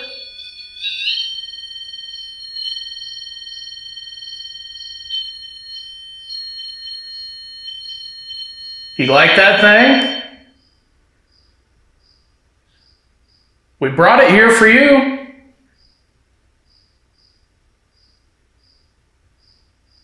Wow. Thank you for doing that. This is Ryan audio. The REM pod was just going off in the second session.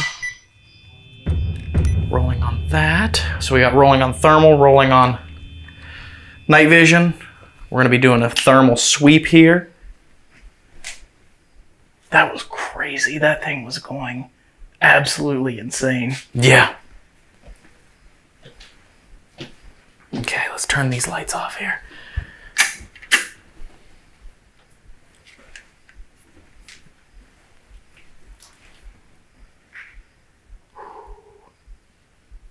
The handprint you see on the wall there beside Dave was from him.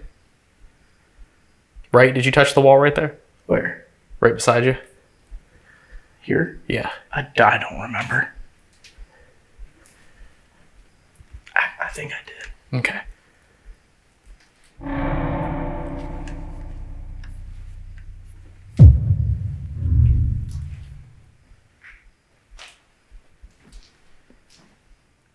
Are you still in here? If you are, can you try and pick that up again like you were?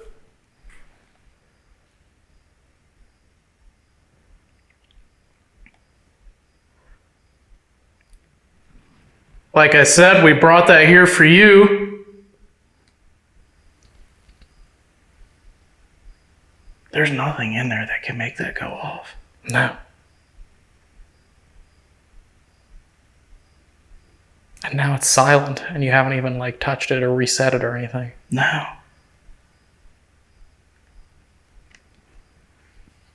Can you show us one more time how that works? How you're able to make that go off?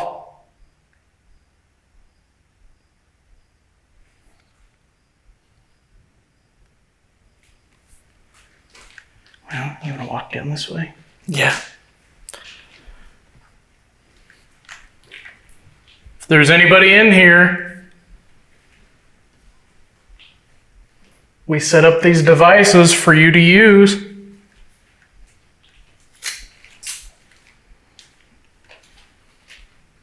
I forgot this dead ends. Yeah.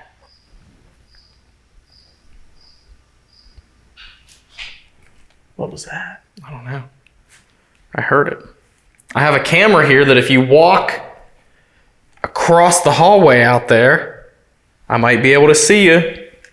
Can you stand in the doorway back there?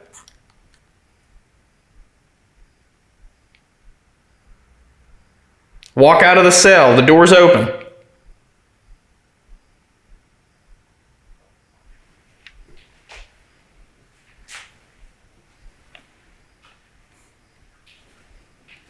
Do you not like me?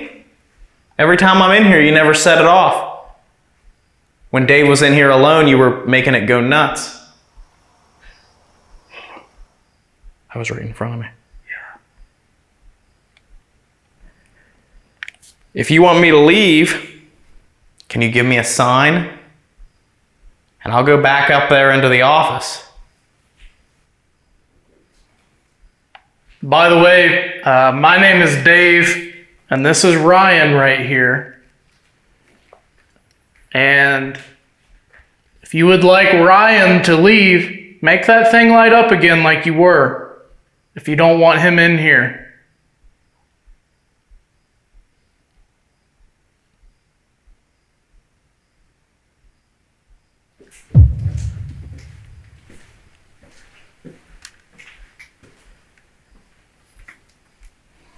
I need to change these dead light batteries.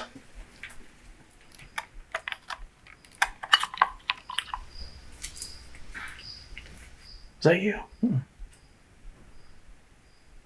was right behind you.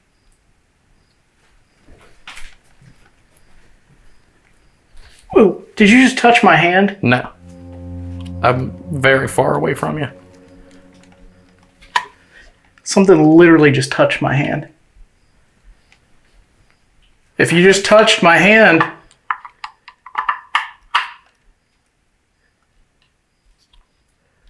can you go in there and set that thing off? I heard that. Whoa, dude, that was right in front of you. There's nothing even here. No, it's just a doorway. It's just like a sally port. We heard you right there in front of Dave.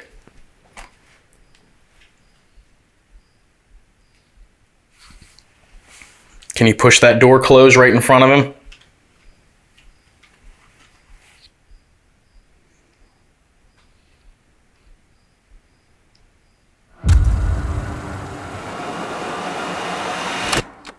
How come you quit making that go off? I'm going to move it. If you don't want it anymore, I'm going to move it. Do you want to make a sweep up through the sheriff's quarters with this?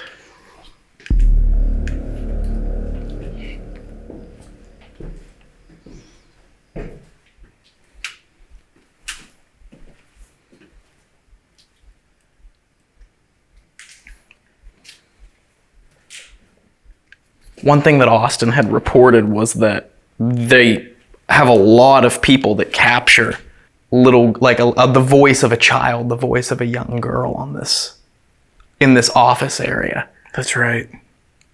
Which really doesn't make very much sense because this was an office for the sheriff's department.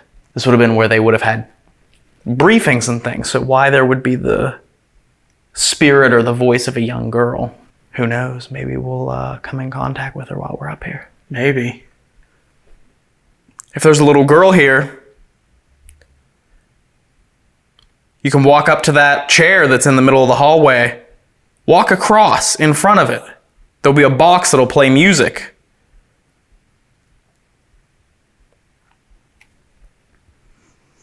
Or anyone else that's here is also welcome to do that. Doesn't have to be the little girl.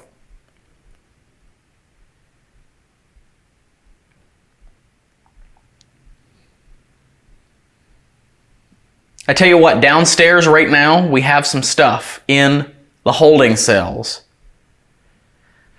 You may have recognized that they were there. You may have seen the lights light up whenever you touched it. You may know how to use it already, but we would greatly appreciate it if you could use those things to speak to us. If you don't want to set off this music box, why don't you go downstairs right now and light up those lights again? All you have to do is touch it.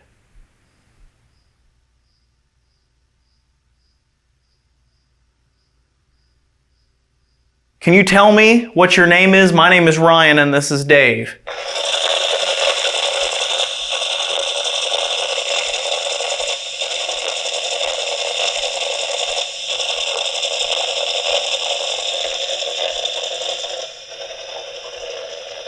Can you tell us where we are?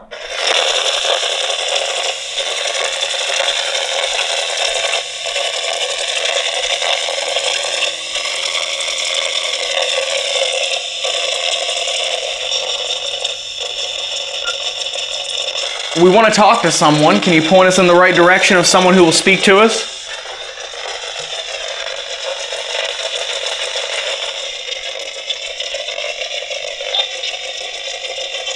Did it say help me? It sounded like someone said help me. Sounded like a girl.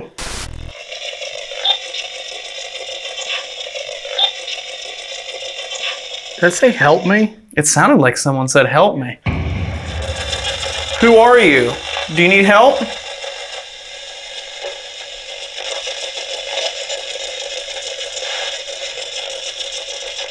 Move closer to us so we can hear you more clearly. Can you see me?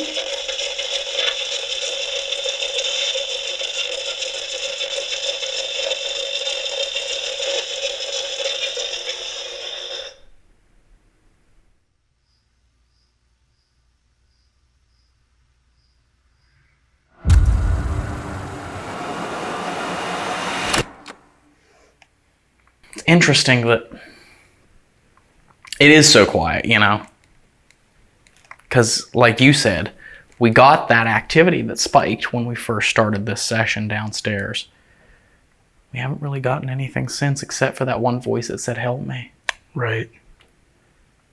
And whoever said that, if you did speak to us through this box and say, help me, we'd love for you to elaborate on that and tell us how we can help you. We're going to be doing more of these types of sessions here in just a few minutes. You can find us in the building and tell us what we can do to help you.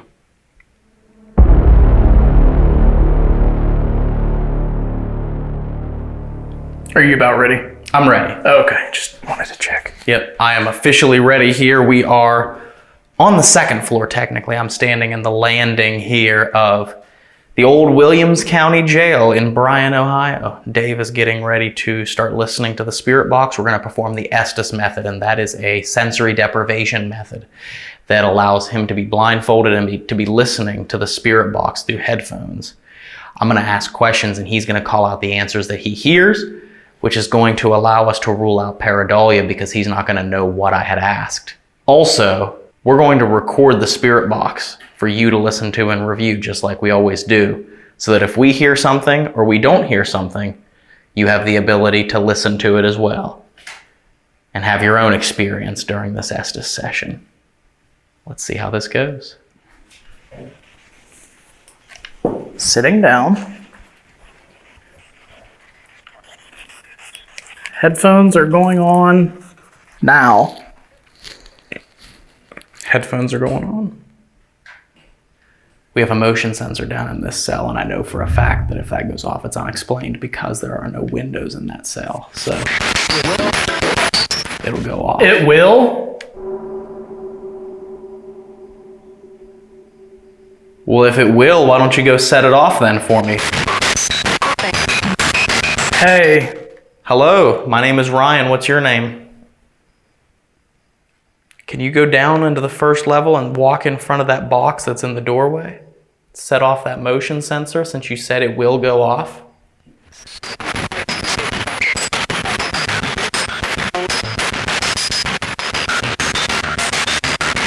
Also on the steps here, there are those toys that light up. If you touch them or move them, they'll light up. You can kick them down the stairs too if you want. Can you do that for me?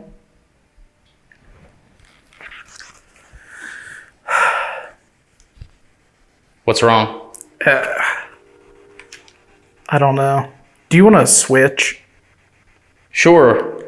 I'm just having a hard time focusing on this. Yeah. I don't know why Absolutely. or what's up. All right, guys, so we have actually switched out. Ryan is going to do the Estes session now. I was just having a difficult time trying to focus in on that tonight for some reason. And instead of compromising the Estes session, I'm going to let Ryan take over. Maybe he will have some better luck with it. Dave. Immediately, as soon as I plugged it in, it sounded like a man said Dave. Yes, I'm Dave.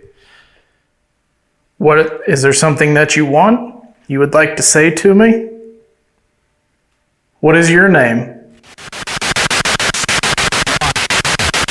Why? Well, you know my name, and I would just like to know your name. I think that's pretty fair, don't you?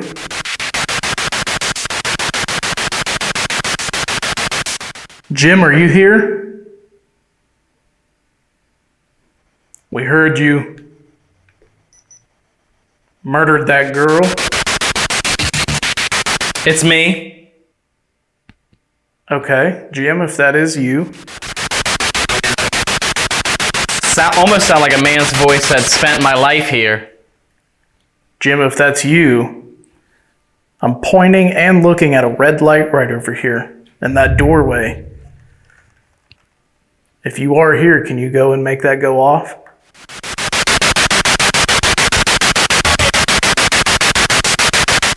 Okay. Go do it. Go do it.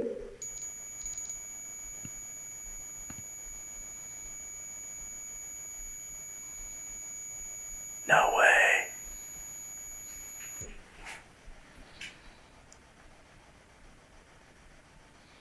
Something just went off. I don't know what it was. Jim, are you still here? I'm sorry. Woman's voice. Jim, why did you hurt that girl?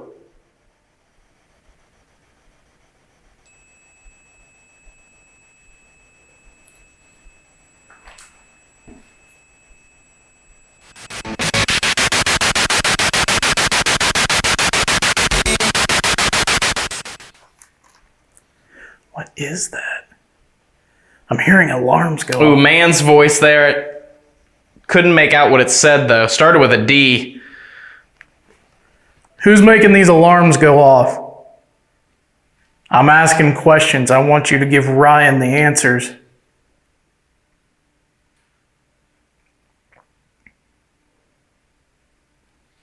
Are you bad?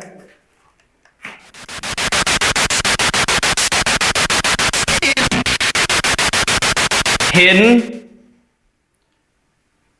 Are you a demon?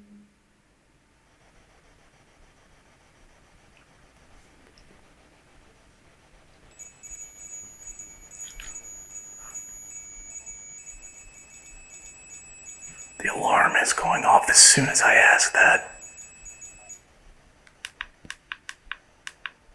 Give me a second, Dave. Okay. Hold on 1 second here. I appear to have somehow... Damn it, turned on the... There it goes. Okay, got it. Temperature sensor on this thing. Oh, is that what was going off?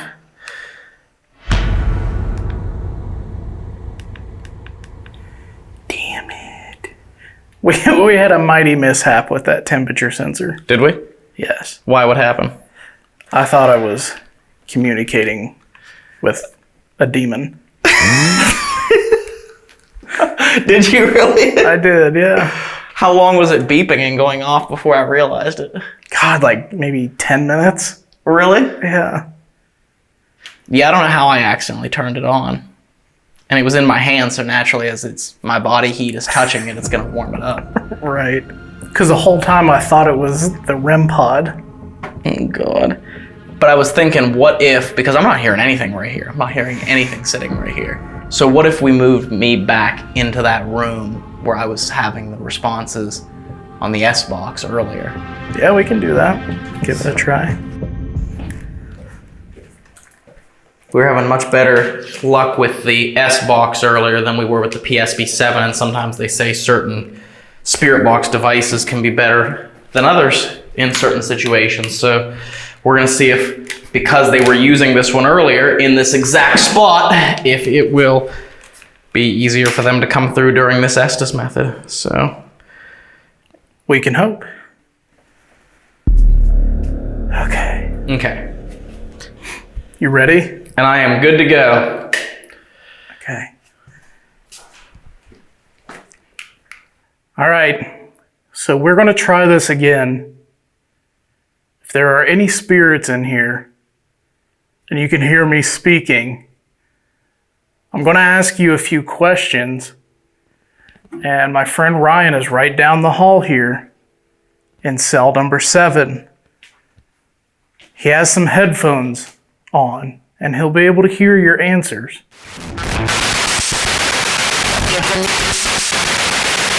Get them. And you don't have to if you don't want to. Nobody wants to force you into doing something you don't want to do. Sound like a man just said, help me. What do you need help with? We heard that Whoa. The REM pod just blipped. Scared me. Is that you right there? Can you try and touch that again? Will you? Ooh, something's touching my leg. Man, dude, that for real? freaked me out. Huh? Something's touching my leg in here. That's so weird. Felt like something was trying to grab my calf. Ooh. Are you in there with Ryan?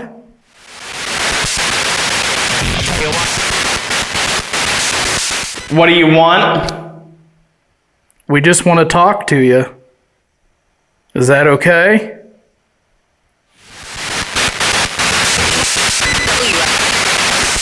Hell yeah. You're pretty excited about that, aren't you? That's mine. What is yours? Try and make that go off again.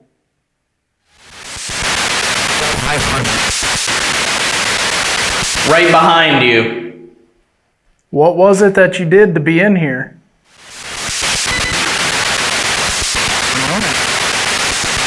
Same voice just said something else and I couldn't make it out. Can you please repeat yourself to Ryan?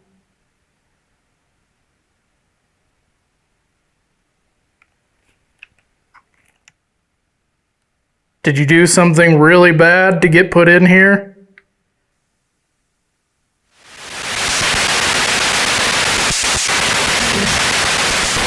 Are you guilty or are you innocent? It's so weird, all the voices just kind of stopped.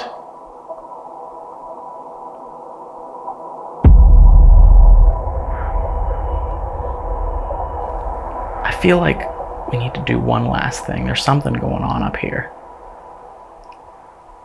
You know what I mean? What do you want to do? What if I move this camera out here for just a second?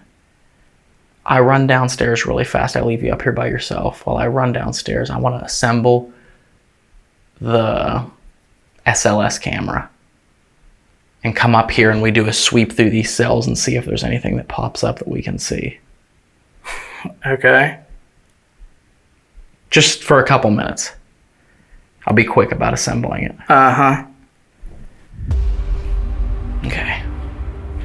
And I'll be right back with the SLS camera. Mm-hmm. I'm timing you. Okay. I know how long it takes to put that together. I'll be quick.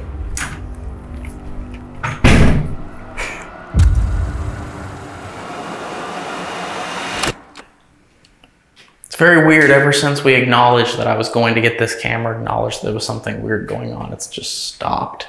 Yeah. Which it's been that way all night. It like comes and goes in waves. Agreed. Yeah. Something will happen and then it'll go silent. We won't get anything else. And a couple hours later, something is going to happen. Something happens again, makes us feel like we're getting some activity, like a spike, and then it just gone. It does scare you. I've never felt that before, and I never felt like I could be touched like that. That thing felt like it grabbed me up under my neck, lifted me up, pushed me through the doorway, and from that point on, I will always respect it, and I will never challenge it like that again. Children are sometimes heard up here on a darker side. Multiple visitors have been bitten or scratched by a phantom presence. This is probably the oldest house I've ever been in. People have had really crazy paranormal experiences here at this house. Wow. Y'all. What was that? That kind of sound like a laugh. Whoa. Why do you make people feel angry up here, and why do you scratch people? I can feel like the hair raise up on the back of my neck. What is done to people up in the attic? Grab. Whoa! Oh my god.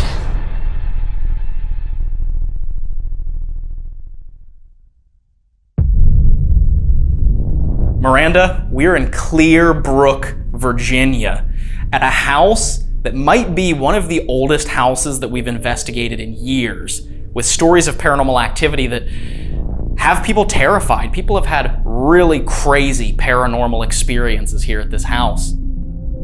And unfortunately, Dave is sick, so he wasn't able to make it, but I'm excited to investigate this place with you. I am so excited too. This is probably the oldest house I've ever been in. So I'm really excited. I love old antique things, so I mean the entire place is an antique basically. So I'm really hoping that we catch something spooky.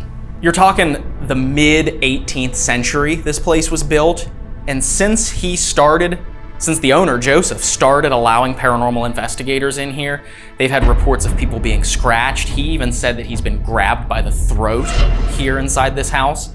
His original plan was to turn this into an event center and bed and breakfast, but when he started renovating it, trying to convert it, upgrade it, crazy things started to happen. So ever since then, he's had an interest and a curiosity about the paranormal activity in this house. And before we start investigating tonight, let's get a walkthrough of the place with Joseph, have him tell us a little bit about the things that people have experienced here before we start investigating ourselves. Let's do it. I'm so excited. Okay. Let's go see if we can find him. Joseph?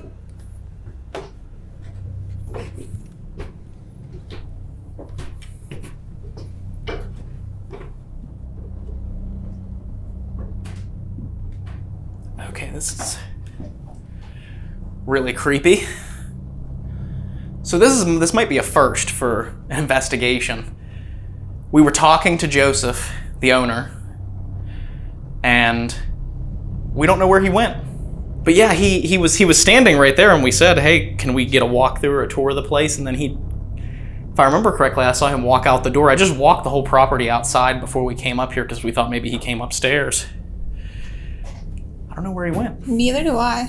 Oh, there's more stairs up though. Maybe he did go up. Maybe. Joseph?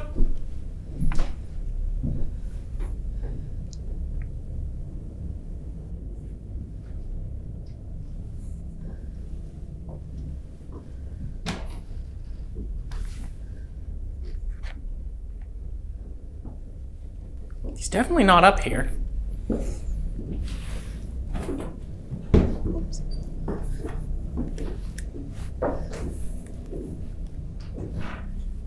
Oh, wow.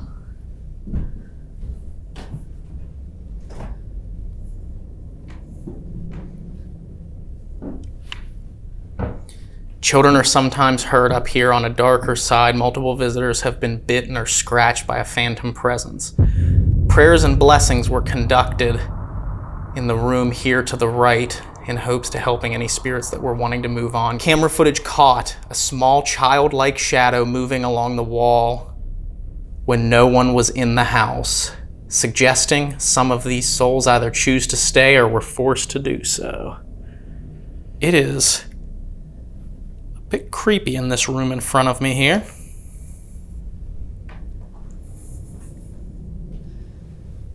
Did he say anything?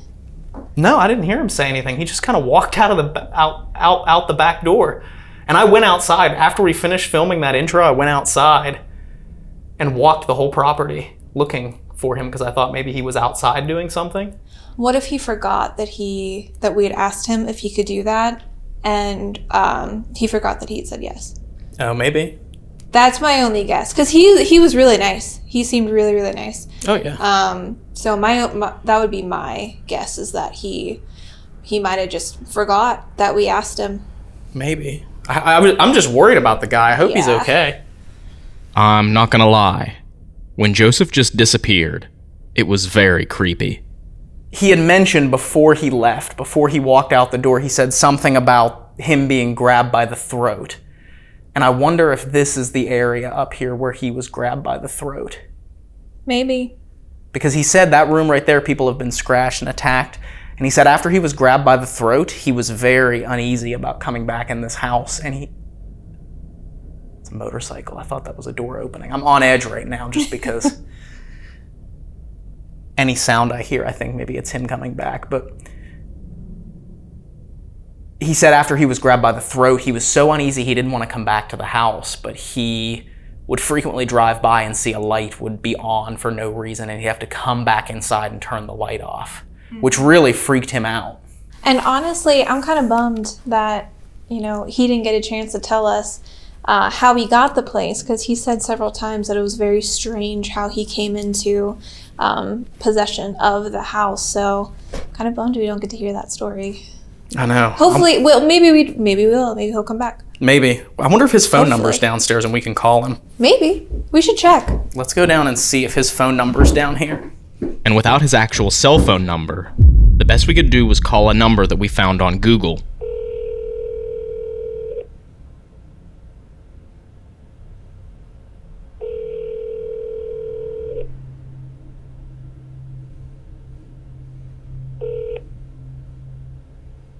The Google subscriber you have called is not available. Please leave a message. I don't even know if that's his phone number. That's just the one that I found on Google. But it turns out this whole thing was just a miscommunication. Right before he left, I'd asked him if we could come back in the morning to get daytime footage of the house, and he thought that was when we wanted him to tell his stories. So eventually, we were able to document Joseph's experiences. It started in 1747, and it was a family called the Lidler family, and it was a big family. So it was like they had 13 children, and her father was there, her brothers, his family. So it was a big ordeal. And they started this tavern, the Blue Ball Inn, and within a year of starting it, a plague came through and actually knocked out 7 of the 13 children, killed killed a lot of the family. So briefly it became Widow Lidler's Tavern, and then they ran it for about 100 years. And then at the end of 100 years, the travelers came down, and there was like 3 generations of Marys that got passed down. And so Mary ended up marrying a guy from Baltimore, came down, Samuel, and at the time the documents we're seeing, he looked like he was 27, 28, and she was actually only 12. Mary was only 12 years old at the time of her marriage. Samuel was 27. Despite popular belief, marriages of this kind were frowned upon and uncommon during this time, especially because Mary gave birth to their first child not even a year into their marriage, so she was 13. It's unclear why Mary wed Samuel at such a teenage age, and unclear the nature of the dynamic of the marriage. Through a medium reading in this room and throughout the Blue Ball Inn, an unkind and domineering male spirit was sensed. And we're still trying to figure out, because there's so much history missing from this inn. So luckily I've had archaeologists and genealogists and stuff that tagged in this summer and have been helping me a lot with digs. You can see the big hole here. So with digging and getting some artifacts and history that has been missing from this stuff. And here soon we're going to be cleaning up all the artifacts that we got this summer, because the archaeologists we have hundreds of artifacts. They said that they have found more in the 3 months they did this summer than all 3 years at Monticello. So we have tons that we're going to be cleaning this winter, and continue to find out more history, because we're missing a lot from the 1800s even. So it's quite fascinating. But there have been only 3. I'm the 4th person to own this thing out of all these years, from almost 300 years. And it's kind of interesting to find out that it's not that many people have owned it. So. Yeah, right at the top of these stairs right here. Now this is where things get interesting, because this is where we were standing when we were first looking for Joe. It's in this room right at the top of these stairs. For some reason, they call this room the Hail Satan room or the handprint room. Interesting. And it says, this room is definitely the most active room on the 2nd floor. Oppressive and heavy sensations are often felt in this room. During a paranormal investigation, an EVP was recorded and sounded like Hail Satan, as well as EVPs calling out the owner, Joe's, name. Wow. We had a Paracon, I guess it was almost about 6 months ago, and I had a lot of people here, a lot of energy, and then I had some mediums here. And I walked into one of the rooms, looking into one of what we call the Hell Satan room, because of the spirit box. But it's just, this room, when I first started renovating, was filled with barbed wire, and it had a bed in the middle, and it always had weird energy. And I look in there, and there's this dark figure. And I didn't even say anything. I just sat there and questioned in my head, like, do something like that. And I challenged it. And within a second, that thing felt like it grabbed me up under my neck, lifted me up, pushed me through the doorway and into the other hallway. And when I came down, I sat down at the steps, and I just started crying, because I've never felt that before. And I never felt like I could be touched like that.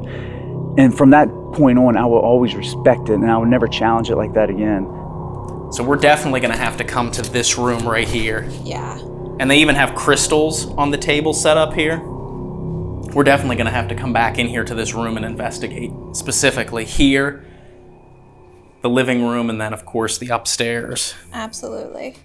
And it does scare you. It does make you respect it. And I don't come over here as much.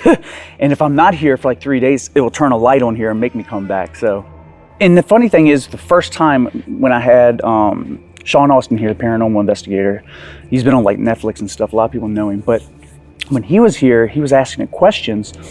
It called out my researcher's name, it scratched her, and so then later on they asked it in that, what they called the Hell Satan room, they asked her, why did you scratch her? And it said, she's a witch. And she told us actually she is a witch, and we're like, what in the world? And then it actually called my name out as well, which I've never, not even on TikTok at the time, gave my name out, because I wanted to keep it separate from who I am and make it just about the Blue Ball Inn, you know? It does like to call my name, and it does like to turn the lights on and make me come back. It's done it many times. And again, like I'd said when we came down, there's a sign here that says the 3rd floor is where the most intense phenomena has occurred.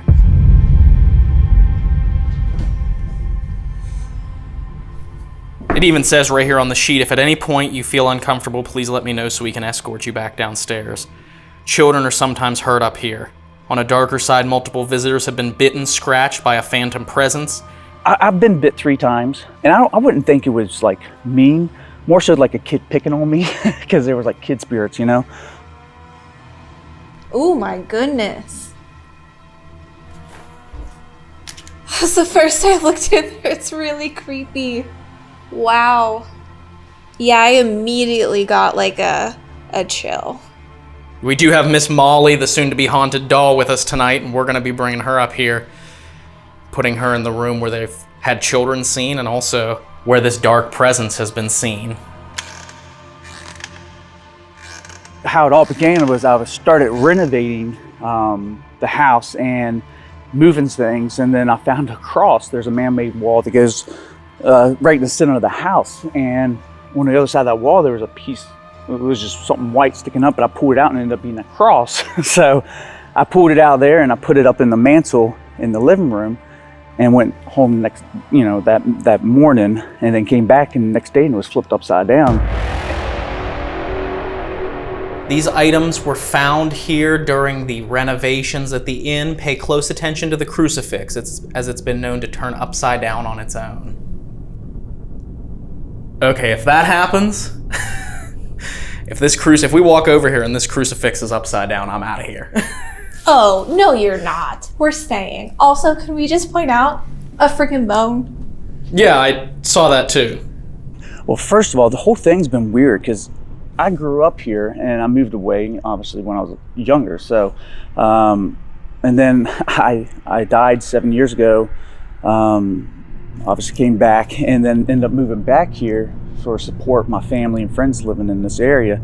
And I started out just renting the house next door, and this was on the property. So when I went to buy it from renting, I tried separating it and they couldn't do it.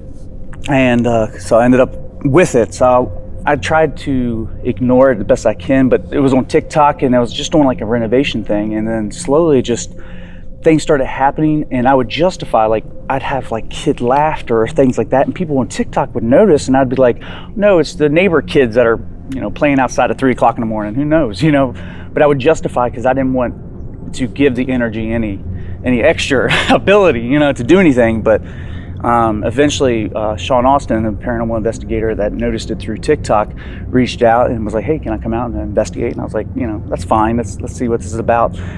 It definitely opened up some things, especially like I always felt different after when I died and I came back. Like I did feel like I was more sensitive towards a lot of things, even though I am a triple cancer. I don't know if you know anything about that. So I've always been naturally sensitive anyway. But coming here, yeah, I definitely, I can sense things. I can see things a little bit clearer, I would say. Which I think makes it a little bit more scary when I get grabbed or something happens, because I'm like, maybe they can touch me now because I've crossed over, I'm not sure. So there is a little creepiness to that, and that's why when things have happened, I've stepped away. And when I'm in here for a long period of time working and renovating, I do get this anger and this thing that comes over me, so I have to disconnect and get away from it for a bit too. So because it feels like it can take you over a little bit.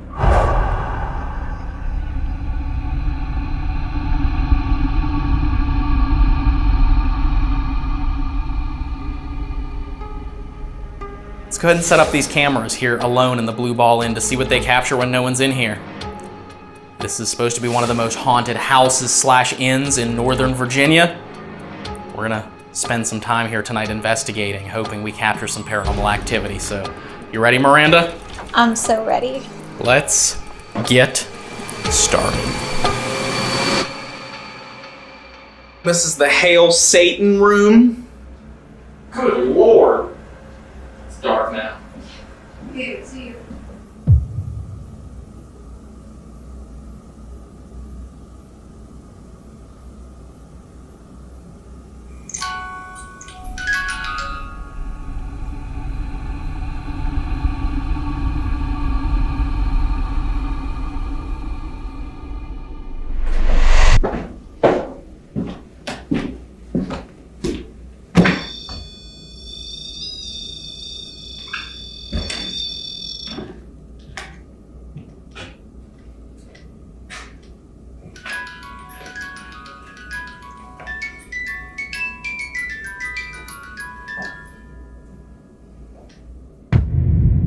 Alright, so we are getting ready to leave for abandonment. We have 4 cameras set up here inside the Blue Ball Inn.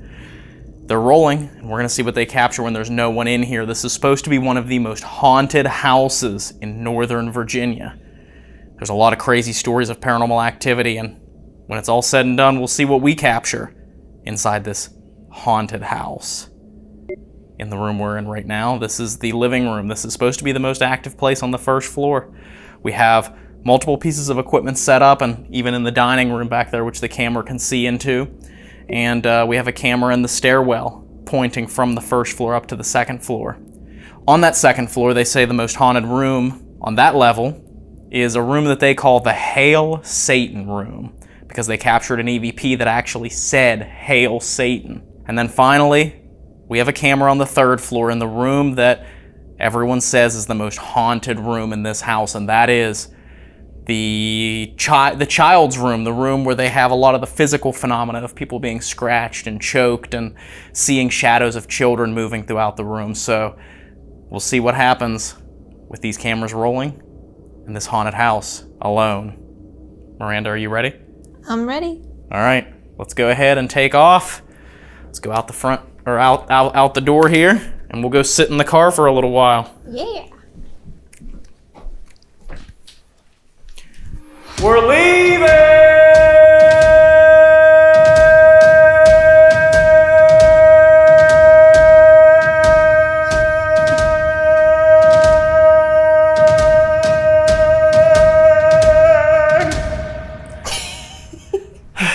It's great.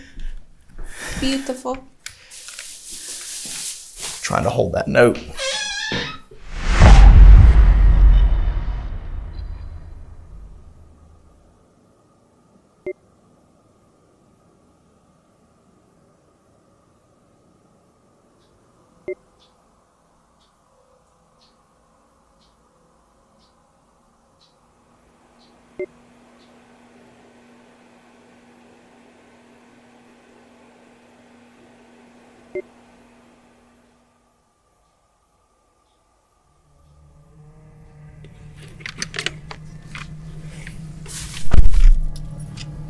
All right. It's just insane to be in a house that was built in 1747. I mean, I know in some countries that is a young house, I mean, over in Europe, but here in America, you just don't have things built that long ago because the country itself wasn't even established until 1776, so it was still a British colony when this house was built. And that goes to show you this house is older than the United States of America. That's crazy. So, I will say, that top floor that they say they have all the activity with children, I'm excited to investigate up there once we go back inside. And just as an experiment, if you notice on that camera in the back corner, you'll see that I set in that rocking chair Miss Molly, the soon-to-be haunted doll. And that's our antique doll. We're taking it to almost every haunted location that we go to, and it's a doll that has no paranormal activity attached to it, but we're seeing if we take it to haunted locations, will it gain some sort of an attachment and become a haunted doll? We're going to sit out here for a second and have a little bit of a snack, and then we're going to check back in and maybe see if we can run something here in the car. Maybe capture something strange while we're on abandonment.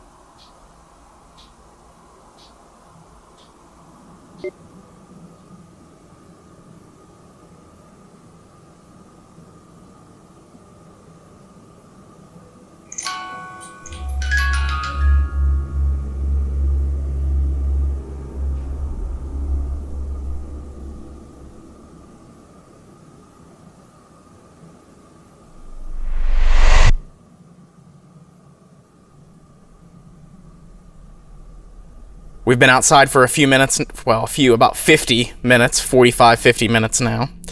And just like we've done in the past where we've filmed in the car on these abandonment sessions, I wanted to run Ghost Tube just because that's all we have out here. All the equipment is inside. And sometimes we just like to see what we pick up on Ghost Tube because in the past we've had some very interesting responses come through here when we've been sitting out in the car while the equipment and cameras are still rolling inside. Is there anyone here with us? Message for you. You have a message for us? What's your message?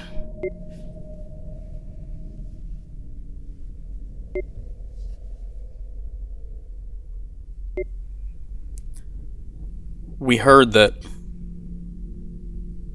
someone in the attic can be pretty mean.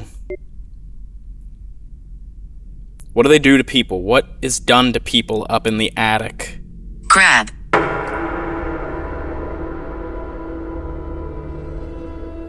Okay, that's creepy. That Children are sometimes heard up here on a darker side. Multiple visitors have been bitten or scratched by a phantom presence. That thing felt like it grabbed me up under my neck, lifted me up, pushed me through the doorway and into the other hallway. And when I came down, I sat down at the steps and I just started crying because I've never felt that before, and I never felt like I could be touched like that. Who's grabbed up there? I have chills. That was creepy. Yeah. It was like immediate.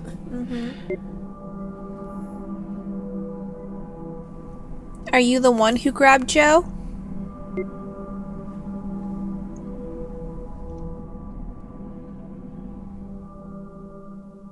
There's a lot of people who have had bad experiences in this house. Sean. What was it that Joe told us? Who is... And the funny thing is, the first time when I had Sean Austin here, the paranormal investigator, he's been on like Netflix and stuff, a lot of people know him, but when he was here, he was asking the questions. It caught out my researcher's name, it scratched her. He was telling us that a paranormal investigator who has taken special interest in this place and is going to come and do a lot more research on this place is Sean Austin. That's crazy. Yeah. Do you know Sean?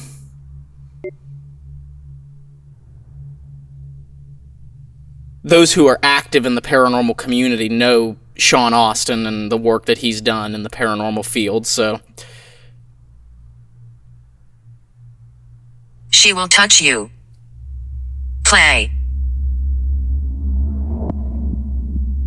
Who is she? Home. Where is she? Where in the house is she? Hi. High. Like all the way up high? Like on...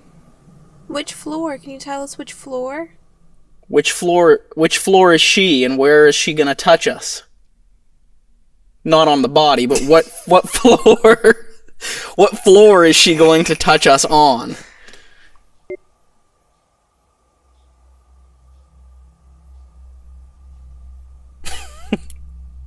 Where's she gonna touch us?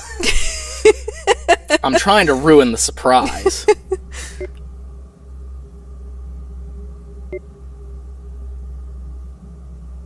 I am actually going to keep rolling on this as we collect abandonment here. I'm gonna at least walk inside with it and see if anything else comes through of interest that might be intelligent, because that was some interesting responses there. Immediately I was like, what happens to people on the third floor? Immediately it said grab. Yeah. And the only name it said was Sean, and Sean Austin is going to be coming here to investigate quite a bit this coming year. So... Leave here. Please stop. No, we're going to come inside. And if you want us to leave, you can tell us that while we're inside. We won't hurt you, though. No, we won't hurt you. Alright. Let's head inside. I'll let you go ahead and go in first. We're back. We're back.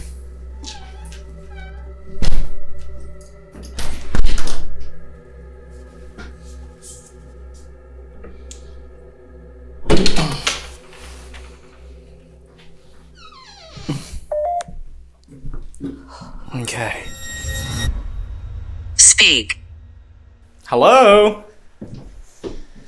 We're speaking. I need it. Did it just say I need it? I don't know. It's inside. I didn't hear what it said. It said it's inside. What do you mean? Now we're up here in the attic. Is this where you are?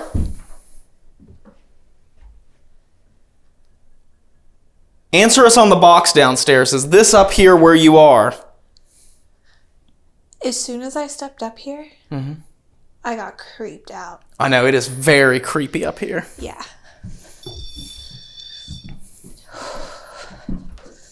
Especially in this room. Yeah.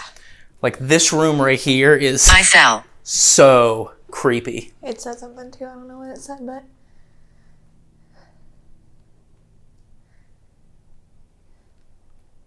Let's gather this stuff up and come back up here. We can leave this equipment up here, but I am going to turn it off for right now to save battery. Anger.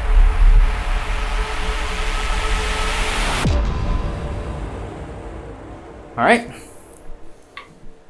Let's grab this stationary camera, move it to point at the bottom of the stairs, and then we'll be heading up to the 3rd floor of the attic.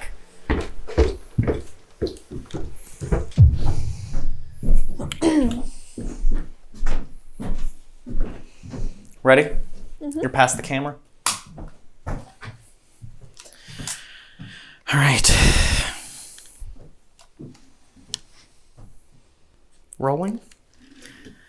This is, I don't know about you, but this attic, this 3rd floor up here, has an entirely different vibe than the rest of the house, and I'm a little interested to see I'm a little nervous about what could happen up here. Yes. Same. I am both excited and a little bit terrified. So we'll see how it goes. We'll see. Let's head up. Let's run the tripwire up these stairs once we get up there. Okay.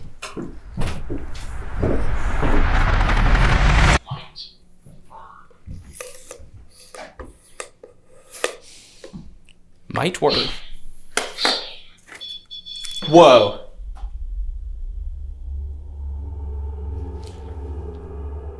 Hello?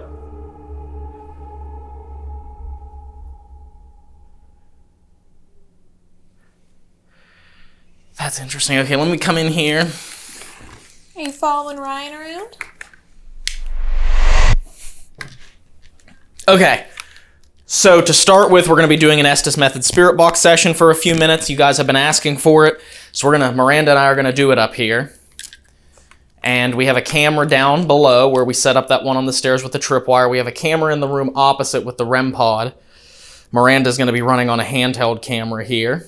So we're going to see what happens. We're only going to do the Estes for a few minutes, because once you get so far into it, it becomes difficult to hear the words. You start mishearing things. And just overall, the whole sensory deprivation thing is lost. I'm going to... You said 10 minutes, yeah? What was that? You said 10 minutes? Yes, 10 minutes, and then we'll pull it. All right. Let me get this plugged back in here. Tell me when. Okay, I'll let you know as soon as I'm ready. I'm going to have to hold this pretty close to my chest here. All right, and I am sweeping.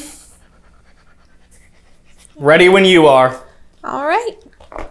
It's 12:04. To anybody up here with us, my name's Miranda. Ryan is the one sitting in the chair. I'm going to ask you a couple of questions, and you can tell the answers to him. Whenever we were outside, we kept getting the response of she.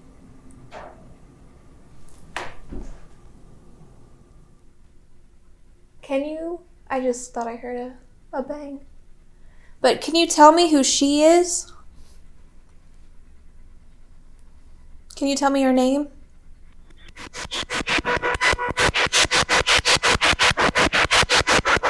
There are reports of people being bitten up here.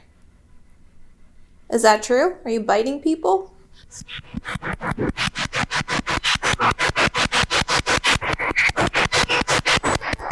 What about Joseph? What do you think about him? Man's voice, run, and then no. Okay. I heard another bang from inside that room. Is there somebody in that room over there?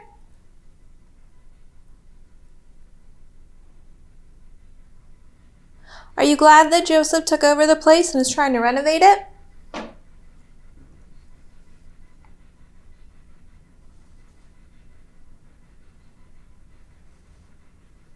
Who grabbed Joe by the throat?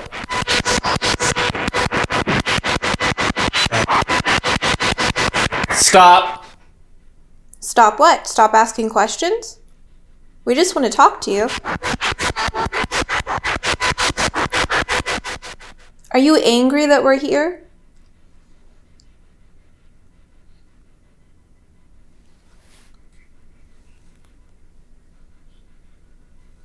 There are reports of kids up here. I was hoping maybe we could play a game. Would you like that? When we were in the car, somebody said they had a message for us. What's that message? I'm not hearing much, but I can tell you just a few seconds ago, I felt like someone or something entered the room. I'm not sure if you're in here with me, but it felt like someone's in the room with me now. Is that true? Is there somebody in the room with Ryan? Yep, man's voice. Hi there. My name's Miranda. Can you tell me your name?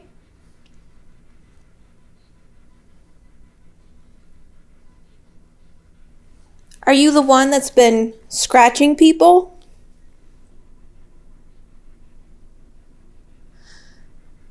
There's a lot of equipment around us up here.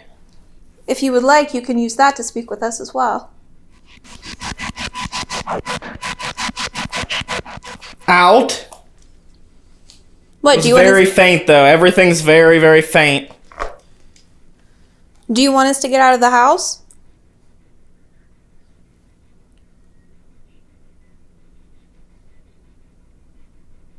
Can you speak up so Ryan can hear you better, please?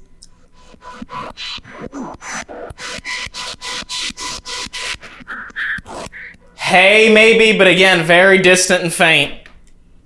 Hello, can you try and speak up for Ryan? He's having trouble hearing you. We just want to talk. We don't mean any harm.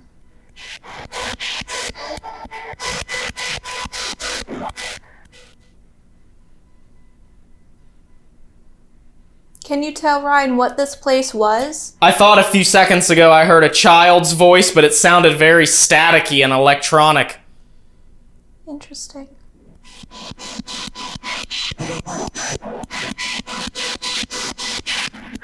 You're back.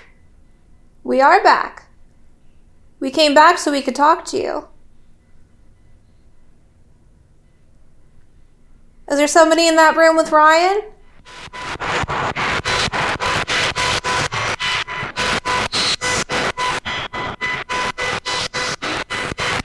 I'm going to give it one more minute. You have one more minute to tell me any message that you wanted us to know. So tell Ryan, get up really close to him and speak really loud.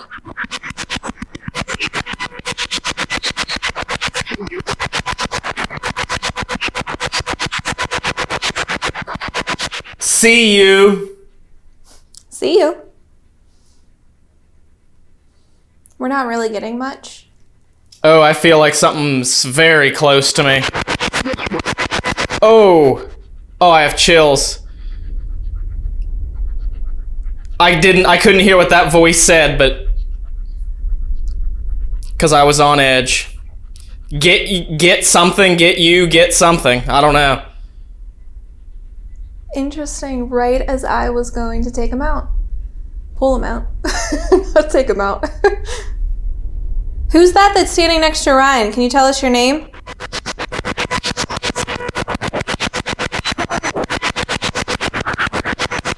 Woman's voice. It's getting very cold around me. My left side now, right over here. Who's standing next to Ryan?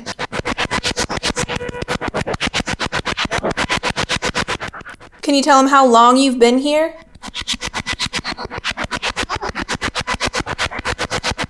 Woman's voice, something, stop. Stop what?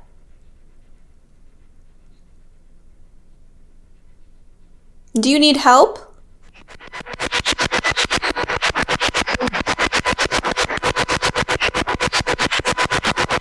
Distant voice, try and speak as loud as you can so I can hear you if you're trying to talk to me.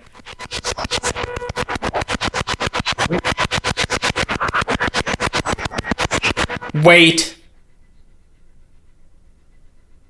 Okay, if you want us to wait and keep talking. Can you answer some of my questions, please?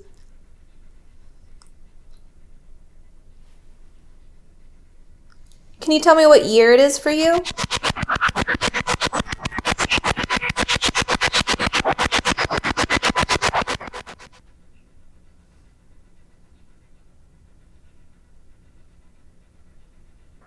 I think I'm going to check on Ryan and see how he's doing, because it has been over 10 minutes. Hey, Ryan! Ryan! Hey! Hold on 1 second. Okay. Everything was very, very quiet as far as voices go, but I felt like there was someone in this room with me. Yeah, you did end up doing a little bit longer than 10 minutes, because as soon as I said that I was going to pull you out, and I said I'm going to give it a... The candle just went off. Oh, that's crazy. I didn't even notice that. Literally, as I pulled the blindfold off and said I felt like there was someone in here with me, the candle just turned off. That's crazy. Right where it was getting cold was right over here, too, at that point when I said I was feeling cold air. That's insane. But sorry, go ahead. No, it was just right as I was saying that I was going to take you out, like pull you out. Mm-hmm. That's whenever you started to feel, literally, it's exactly whenever you started to feel the weird chills and like somebody was next to you. It was very bizarre. Like, I was on edge that whole time because at first it felt like someone walked into the room. Mm-hmm. And then I felt you'll see me on camera because I'm literally swinging my arm out here like this because I feel like someone is standing right here. That's freaky. And I wanted to try and see if there was anyone here. Yeah. Right after this Estes session ends, I start to become progressively more irritable. Let me see, where did I put that music box? And I try my best to hide it, but Miranda can tell that there's something off about my demeanor. If I were the music box, where would I have been put? It's in there. It's in here? Yeah. Thank you. What'd you do with the flashlight? Well, flashlights are real fun. I need to find the music box. Okay. Oh, he's getting mad that I'm making jokes. No, I'm not getting mad. It's not in there. Remember, Joe's interview wasn't performed until the morning after this investigation. So at this point, we have no idea that this was something that he's experienced as well. And when I'm in here for a long period of time working and renovating, I do get this anger and this thing that comes over me, so I have to disconnect and get away from it for a bit too. So, because it feels like it can take you over a little bit. Anger. So let's turn on the epoch box, and I'll put it right here in the doorway, and we'll see if we can get any yes/no responses. Now that takes environmental readings, and we'll have a green light for yes, red light for no. Now, the device itself is said to be able to answer yes/no questions, and we have had moments in the past where that device will light up green and red at the appropriate times. So if you're listening, that's another way that you can talk to us. You can use the green light for yes and the red light for no, and we'll know that it's you if you hold that light, and when you turn the light on, make it hold for as long as possible. Or you're more than welcome to touch any of these other lights that we've set up in here.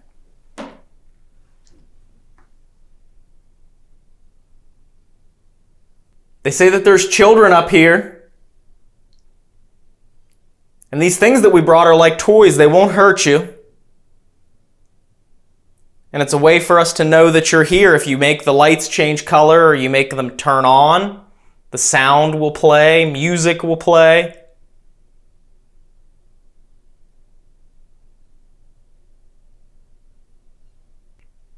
When we were in the car, someone said, "She will touch you." Ooh, Epoch just lit up yes when I said that. Wow. I caught that just on the very bottom edge of my frame, too. Okay, then go ahead, touch us.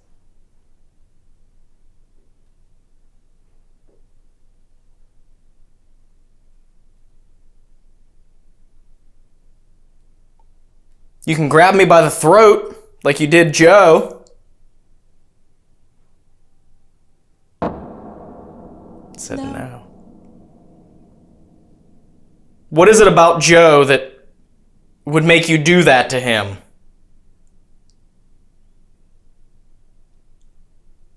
If the answer is yes, you can touch any of these other lights or make the green light light up. If the answer is no, you can make that red light light up. That makes no sense. It's okay. How about this?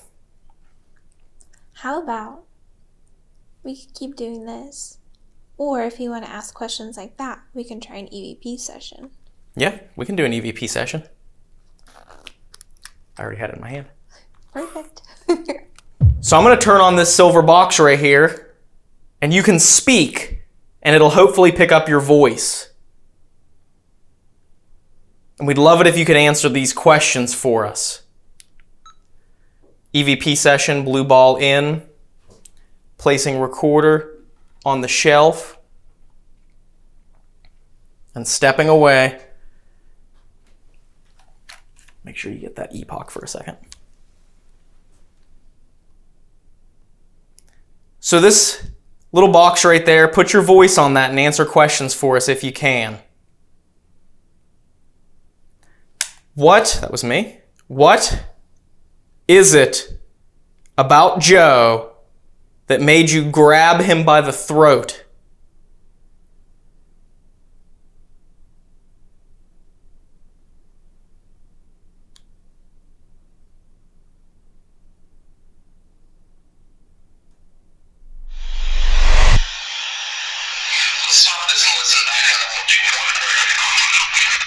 Nothing on that one. So let's move in here. Watch out for that cord that I just kicked.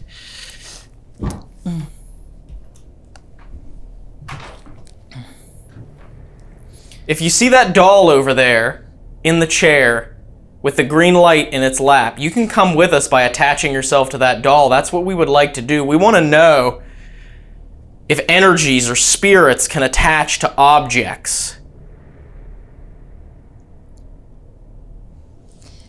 If there are any children in here that want to keep that doll, you can. You can have it forever. It can be yours. And you can go wherever the doll goes. Mm-hmm. Travel all over. If you understand that, can you touch that green light that's right there in the doll's lap?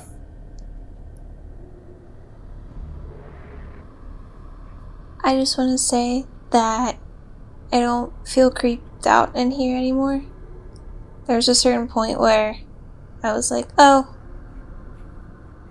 Like, I feel like it left, if that makes sense. Well, it's funny because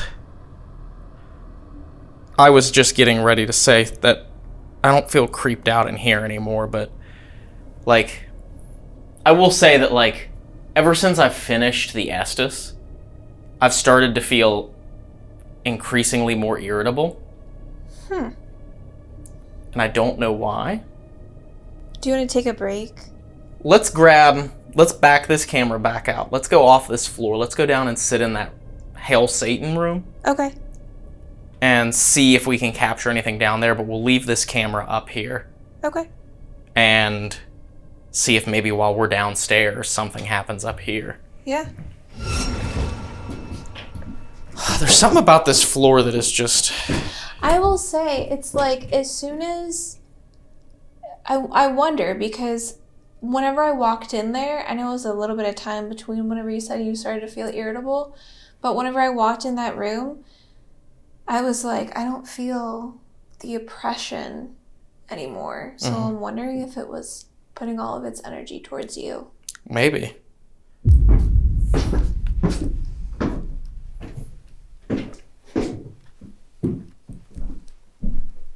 Let me put this here. That doesn't sound good. Whoa. Behind you. Yes, touch that.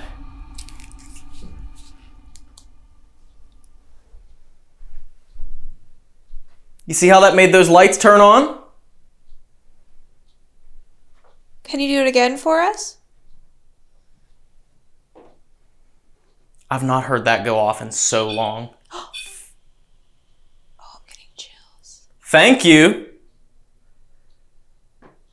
Sugar.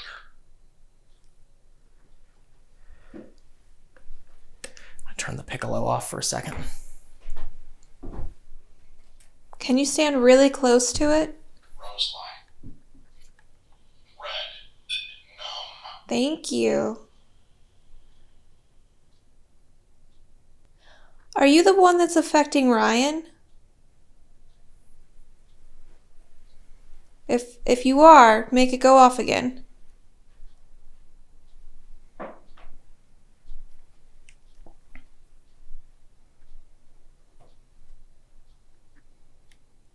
Do you know who's affecting Ryan?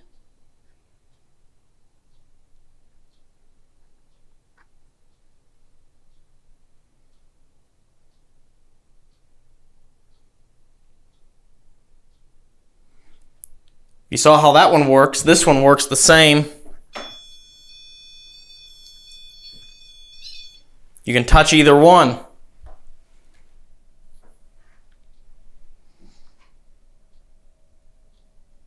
Can you use that box to say... What? I think it said sin. No, it said Satan. Satan? It has spit out a number of words since we came in here, but the nickname for this room is... The nickname for this room is the Hail Satan room because they caught an EVP that sounded like it said Hail Satan. And within the first 10 words to come through the ovilus is Satan in here. That is crazy. Strange. Adultery. Was there a lot of adultery here? In the inn? Was there adultery in the Blue Ball Inn? Building.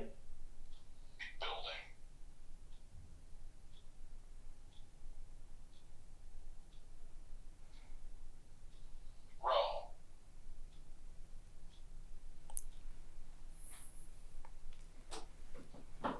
The widow Mary is said to be the one who owned this tavern. Is the widow Mary here?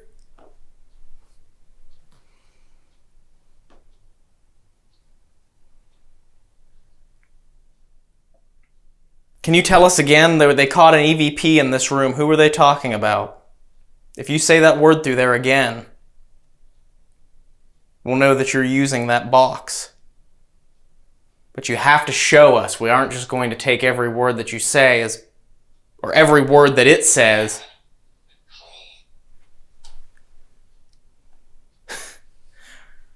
For that reason. We're not just going to take every word that it says as being something that you're saying. You have to show us that you can use it to talk.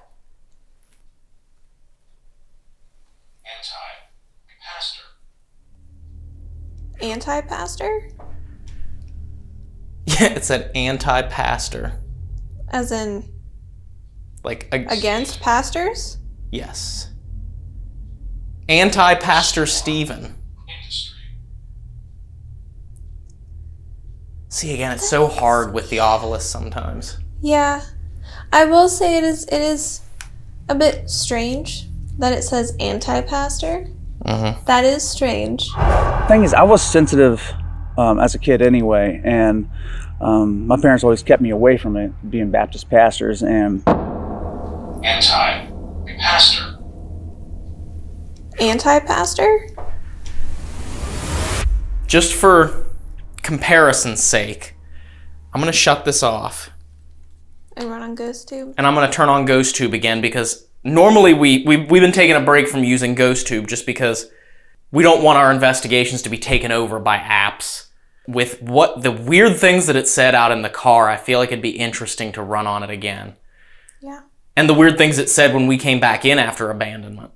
Yes. Let me go grab that really fast. Okay. Okay. How about that one? If you can say Satan through that one, then I'll be impressed.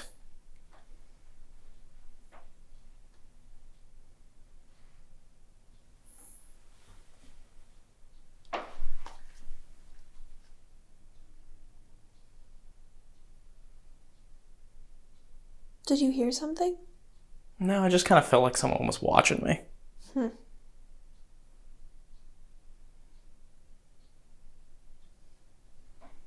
I'm in pain. In the shadow.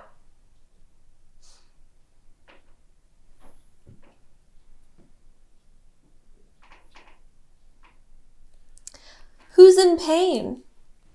It's here. Bring it to me. What's here? I'm gonna step over here. Okay. Just in case that spirit pod goes off again, I want to be able to get it. We were just upstairs and she didn't touch us. Not that I felt anyway. Not that I felt. Is she waiting for us to come in here alone? You said it's here. Who is it? What is it?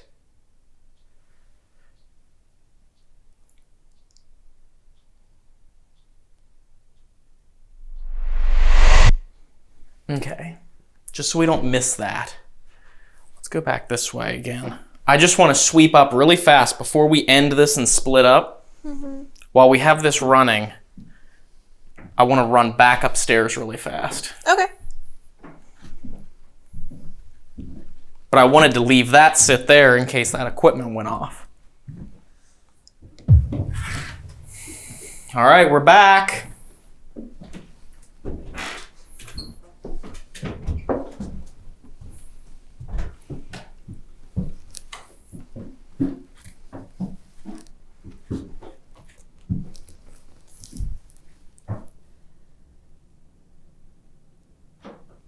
Candle's still off too. Yeah. So the candle only changed that one time. That goes to show you there's not a high EMF. Because if you're in an area with high EMF, the candle will off, on, off, on, off, on a bunch of times, but it has only done one change. And that was from on to off right as soon as the Estes ended. Yeah.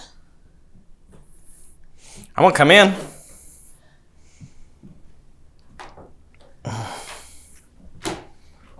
Oh God. So many things.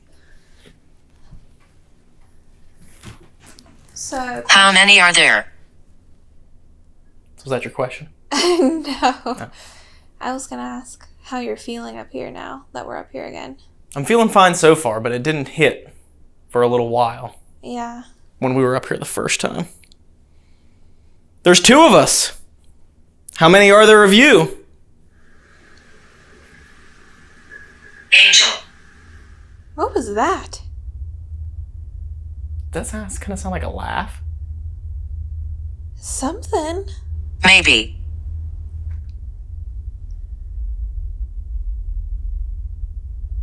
It was one of those, it was, ooh, I got chills, literally the hair standing up on the back of my neck. Ooh.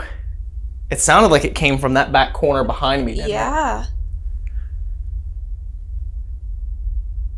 Did you just laugh? There's 2 of us. How many are there of you? Angel. What was that? That kind of sound like a laugh. What I want to know is if someone was affecting me up here to make me feel so irritable and angry.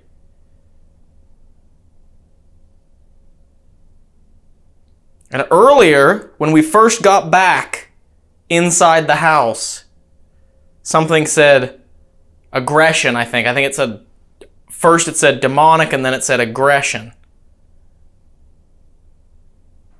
Is that something that people feel up here, is the aggression?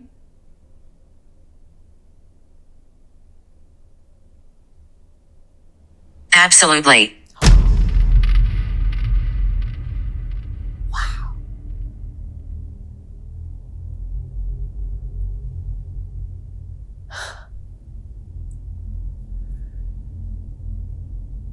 Thank you.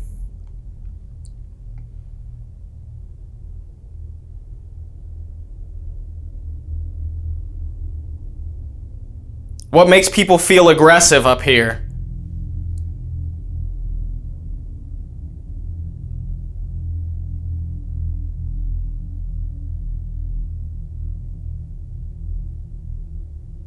Absolutely.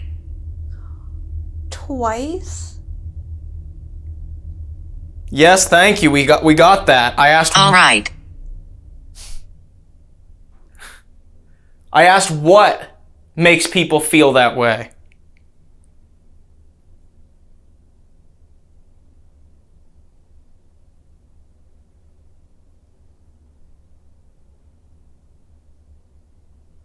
Who was it that... Someone grabbed Joe by the neck. He said he felt like someone choked him up here. You keep telling us the what. You never tell us the who.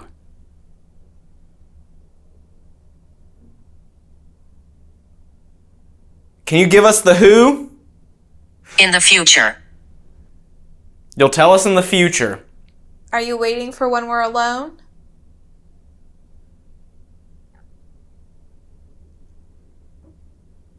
You want us to be singled out?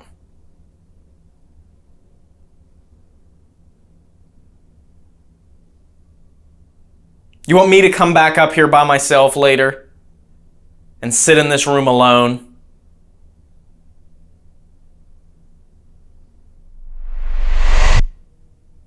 That was very creepy though. Yeah.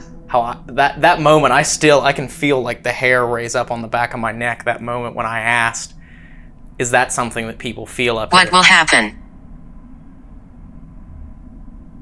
Is that something that people feel up here? And it was like almost immediately, absolutely. Yeah. Well, I'm gonna stop on this ending.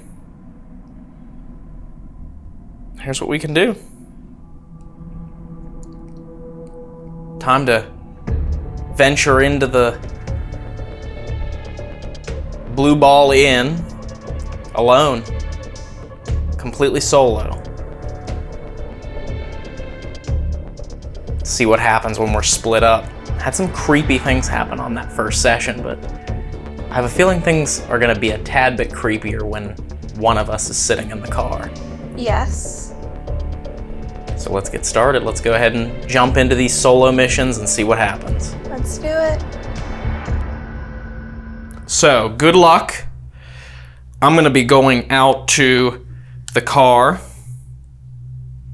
I'm gonna take a battery pack for my IR light because it's getting ready to be low as well.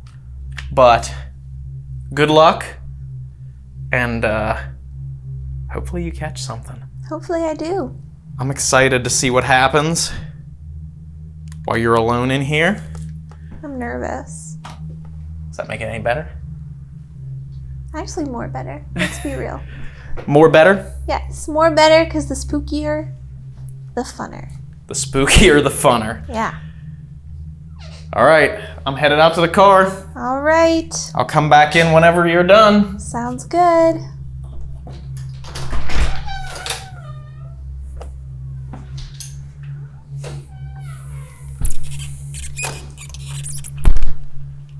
Okay, everyone. I am officially alone in the house by myself. I'm not going to lie. I'm pretty nervous. I'm pretty creeped out. You know, we've gotten some weird things that have happened, and all throughout the night, I've gone between being creeped out and then feeling nothing at all. So, right now, I'm definitely feeling creeped out. So I'm hoping that means that things are energized and we can get some activity.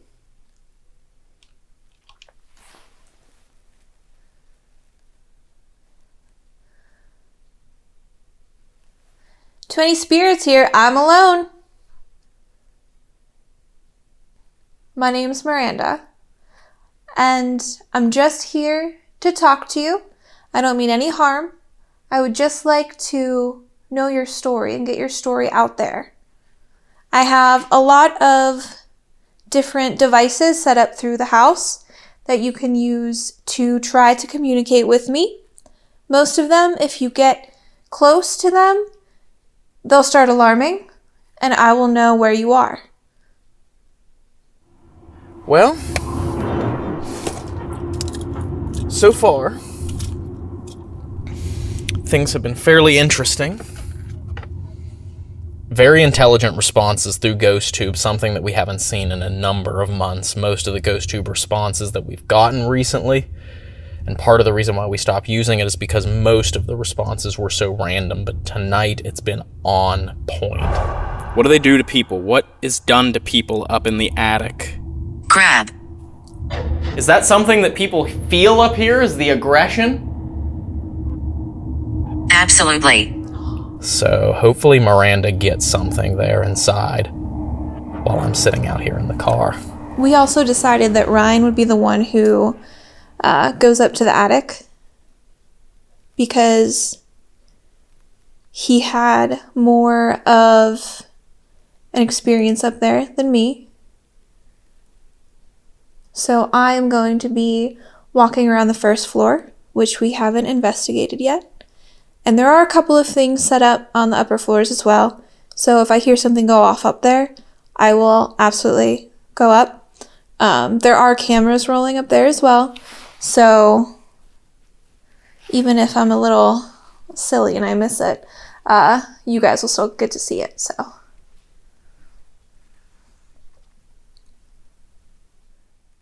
they say that people here get scratched and choked.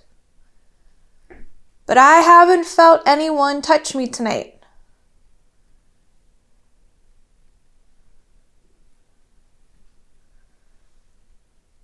Is it true that you do that?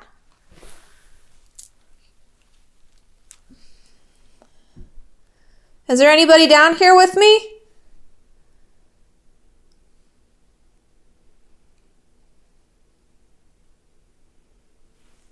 You don't have to talk to me if you don't want to.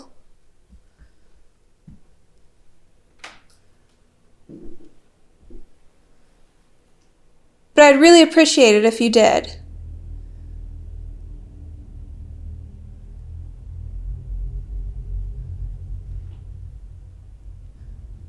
If there's anyone inside with Miranda, she's alone now.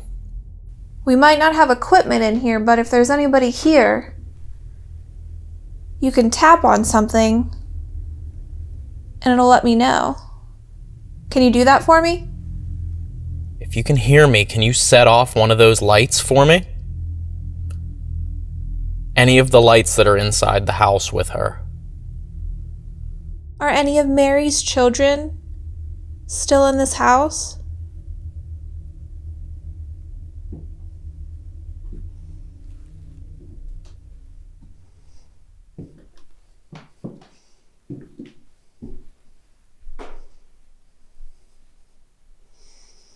They say that cross will turn upside down. Is that true?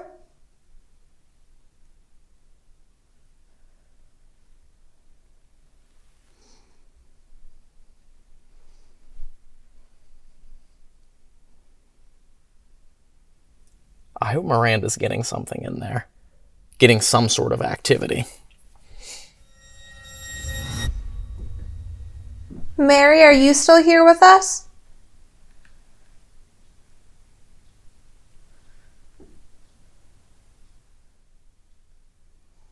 We were told you had 3 husbands. Can you tell me what happened to them?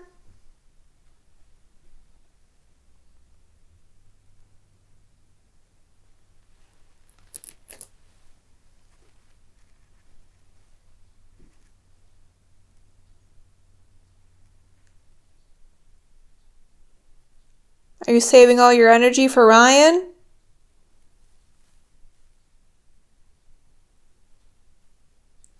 Alright, I'm gonna head upstairs. I am gonna use a flashlight though because I am not as talented as Ryan is, and I will fall and break expensive equipment. We're not trying to have that happen. Oh my gosh. Exhibit A.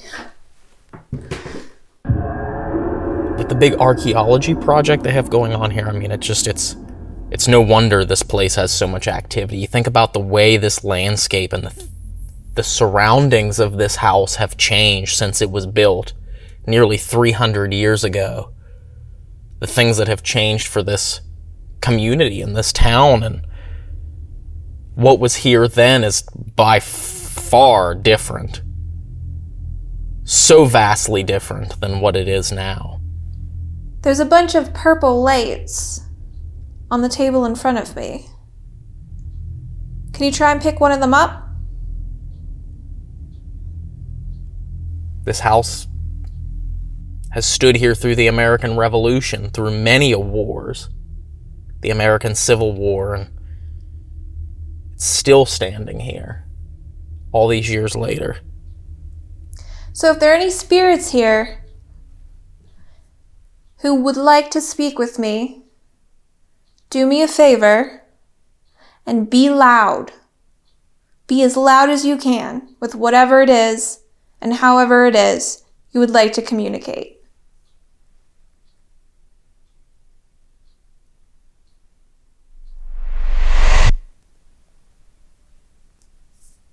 Is there anyone in this room with me right now? If there is, can you tap on something or make something move?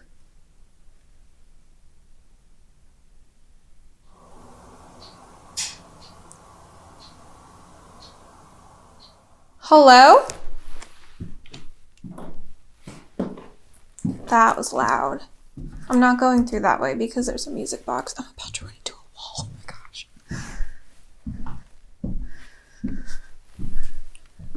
Came from in here, I think.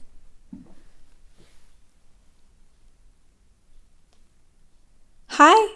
Is there anyone in here?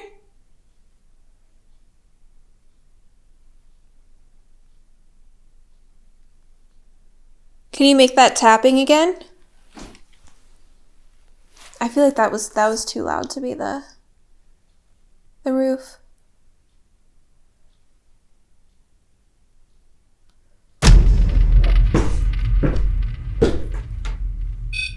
Yeah, it's working. Here, let me show you how some of these work. This one on the stairs right here, you get close to it. You gotta touch it, and it'll let me know that you're there.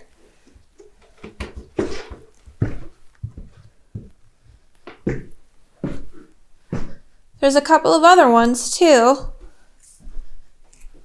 Like this one. You don't even have to completely touch it, you just get near it.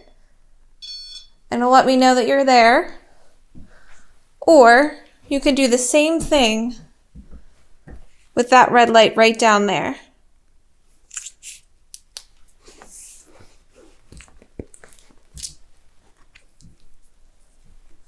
Can you get close to any of those devices for me?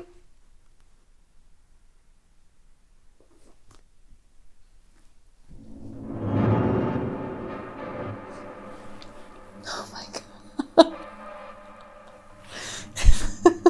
I was like, what is touching me on the head? A little icicle light, that's all. All right, let's head in. See if she caught anything. Are you excited for Ryan to come back in? Is that who you want to talk to tonight? Is Ryan?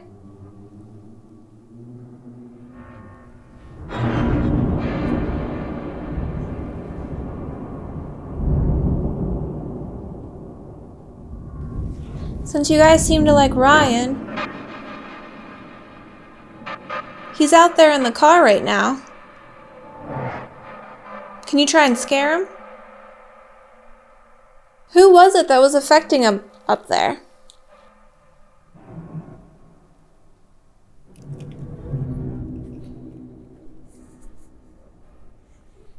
Can you knock on the window? Whoa! Oh my god. Hello. Hi. Whew. Did I scare you? Oh my god, yes. It has been so completely quiet. Not a peep.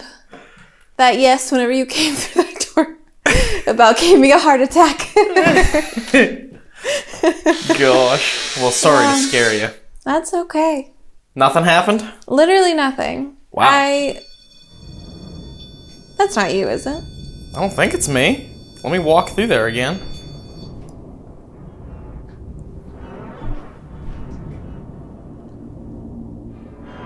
Y'all. They don't want to talk to me. Straight up, they don't want to talk to me, Ryan. No, that was not me.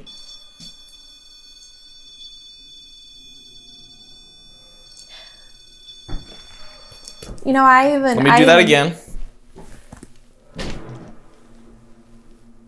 No. I even said, you'll see while you're editing, I even said, you know, maybe they're saving all of their energy for when Ryan comes in. Not a freaking peep. And as soon as he gets in here, and I will say, I have my car keys in my hand, but that I did not touch any of the buttons on the key fob because that will set off the REM pods, but I was not touching. I was holding them just in my hand, like so. And I was not touching any of the buttons, so. Let me. that's not even doing anything anyways. Well, I'm not hitting the buttons. I'm just swinging it around. Just the presence of it. Now, if I do hit the button, nothing. So you can see, I'm hitting the buttons, and nothing is happening with the REM pods. Oh, I am so excited for you. I am so freaking excited for you. I'm a little jealous. Well, let's hope it's a nice spirit and not something that wants to, choke me.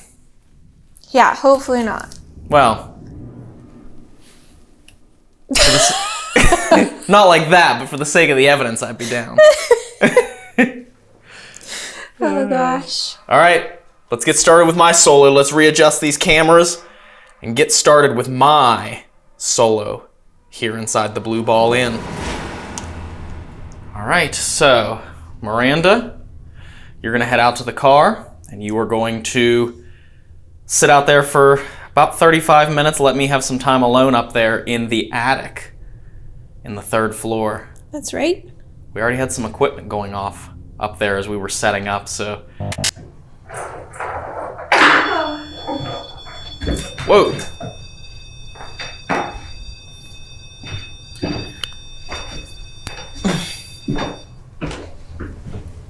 Of course, this camera's not rolling yet. Crazy. Like, it's insane, the amount of stuff that was happening as soon as you walked in this door. So.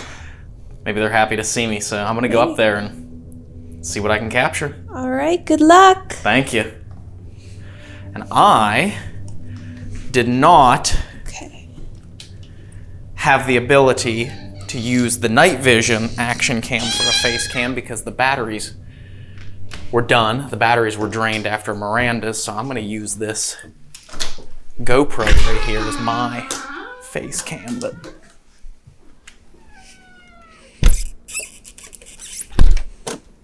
All right. Okay. Up we go.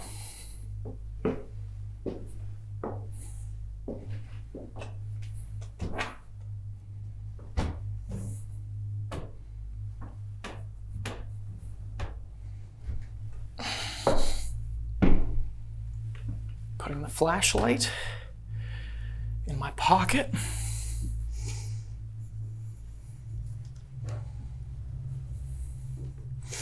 And we have a full-on circle of doom.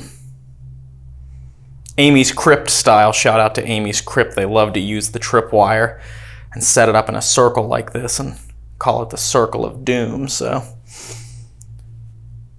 let's go ahead and head into this room here, because this is the room where all the activity happens. This is the room where I felt some sort of aggressive energy and where GhostTube was being very responsive to us.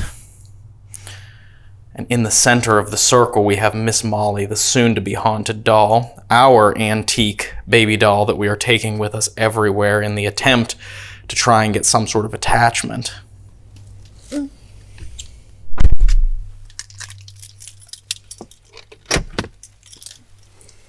right. All right, guys. I am in the car. If there's anyone here with me, I came up here alone. Just like you asked me to.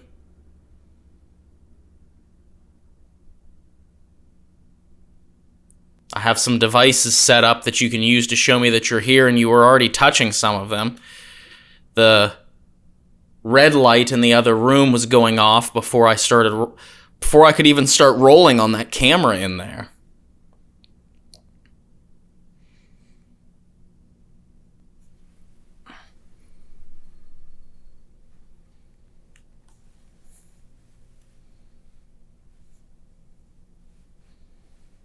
If you go up to that box on the chair and stand in front of it, it'll play music. You heard the music when we were setting it up. And I can show you how it works. If you walk up to it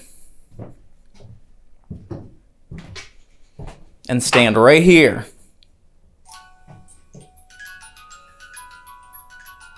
Do you hear that?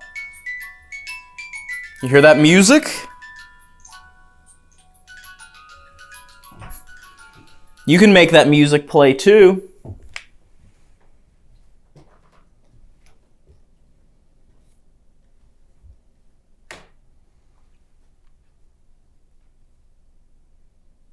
If you want me to come in that room, make any of those things go off and I'll come in and spend time with you. I'm alone. I'm all alone up here. But yeah, that was a very quiet, very, very quiet solo. I think that's the most quiet solo I've ever had. Not that I've done very many of them at this point, but still I was surprised at how little happened, basically. No equipment interaction at all. None. Nada. Zilch. And the moment he walked in that door, it started going crazy. So I'm going to roll on a spirit box in here, even though we didn't have much luck with the Estes, to see if maybe this, now that I'm alone, maybe someone will come out and talk to me. If you're here, can you come close to this box I have in my hand and use it to speak to me?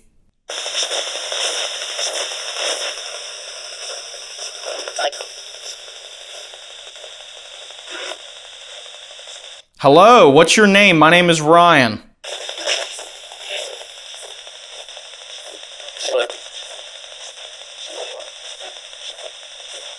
Was someone up here making me feel angry earlier?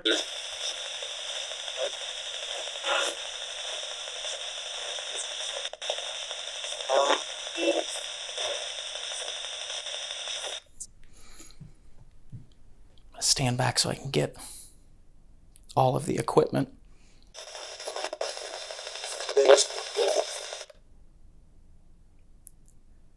That was the same voice did it. Why do you make people feel angry up here? And why do you scratch people and grab people?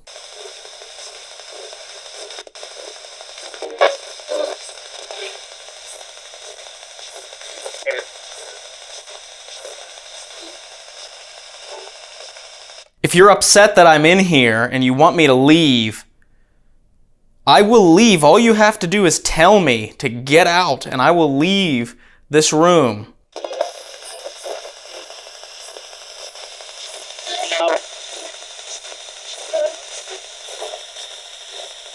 Do you like what Joe has done with this house?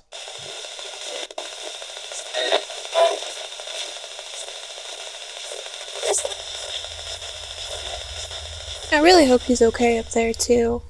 And that whatever was affecting him earlier doesn't get too aggressive. Is the aggressive and angry spirit in here that of one of Mary's husbands?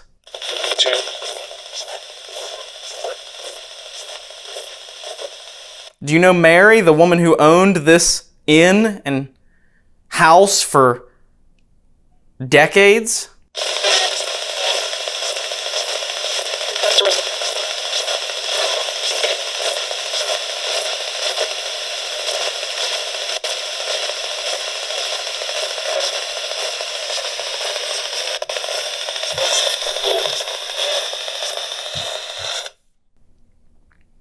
If you can hear me, can you push that rocking horse and make it rock for me? I would love to see that.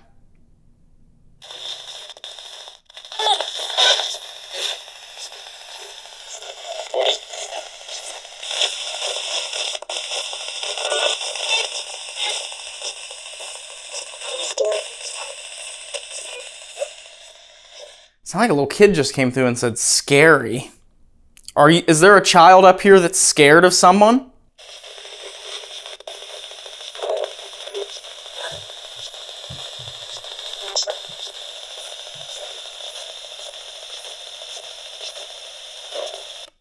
Do you get upset when people come and sleep and stay in your house?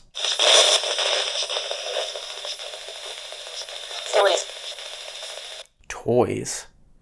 Yeah, you can play with the toys.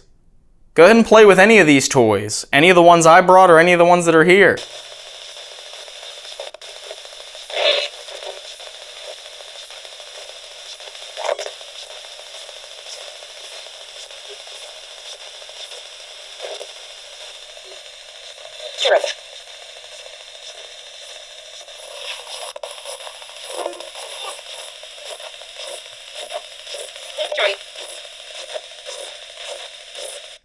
History? What about history?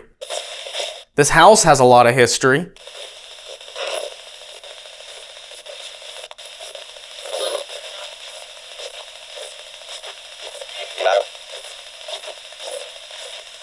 I tell you what, I'm going to turn this box off because no one's really answering my questions. It's just words coming through.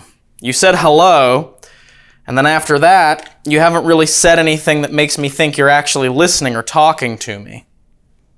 So here's what I'm going to do. I'm going to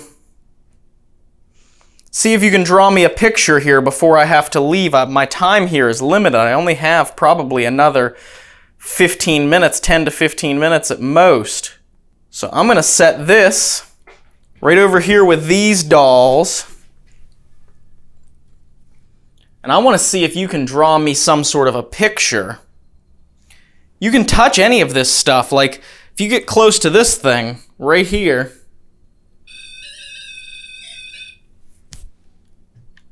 it'll light up like that. And I'm going to walk through here for a second and put this box away. And I'll give you a second to draw me a picture of what you look like. That was fast.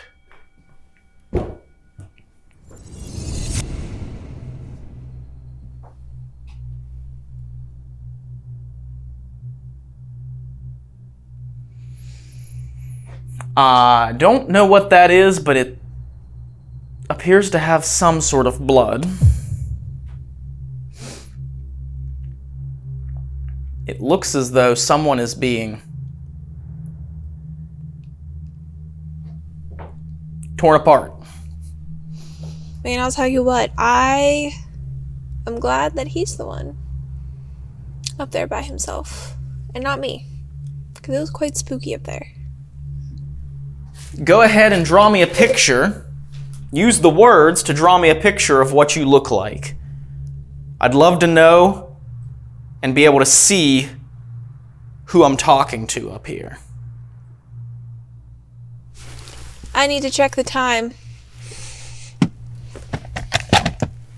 I'm good at these things, I swear. 3:07. It definitely feels a lot more calm up here now than it did when we were up here earlier. I don't feel that intense energy that I felt up here before. Anyone that's downstairs can come upstairs.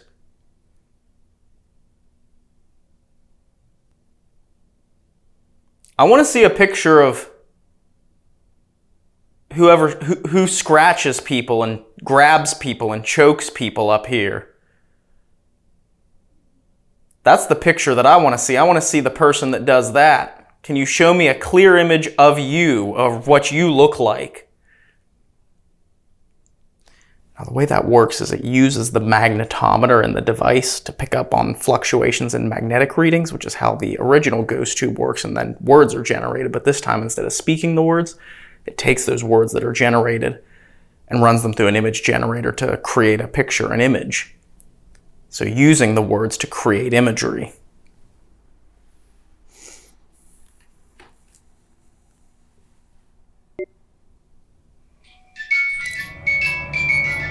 Oh my God. Hello? That music box just went off. Hearing something behind me? Are you in there now? Can you make that music play again? You see how it did that? That was really cool. We've got an image. We go in here again.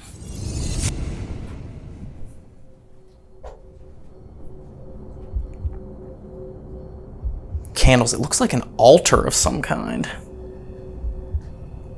But yeah, you see how that worked? How that music went off? I'd love for you to do that again for me.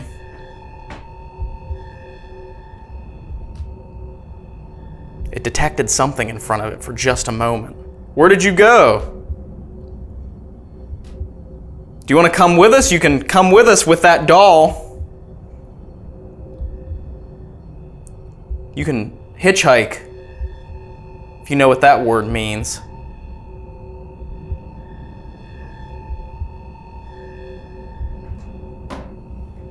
I'm gonna have to be leaving here soon.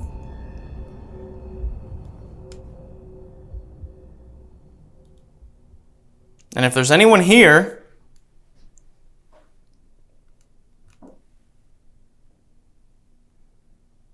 I'd love for you to show me by talking or saying something.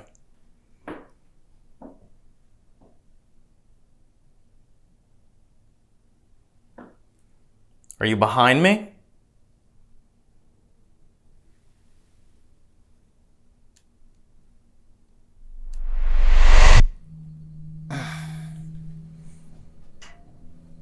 I'm going to go ahead and stop on Seer here. And I'm going to take this camera and take a walk downstairs. See if I can find out what happened to Miranda. Alright, you guys. I am about to go see how Ryan's doing in there. Hopefully he's had a lot of crazy stuff happen. I'm excited to hear about it. First, I am putting on a hat because your girl's freezing cold at this point. So,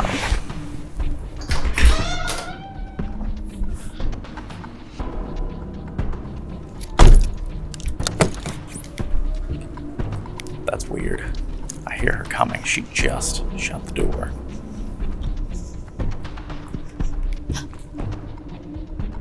Hi. It was funny because I was like, I think I scared her.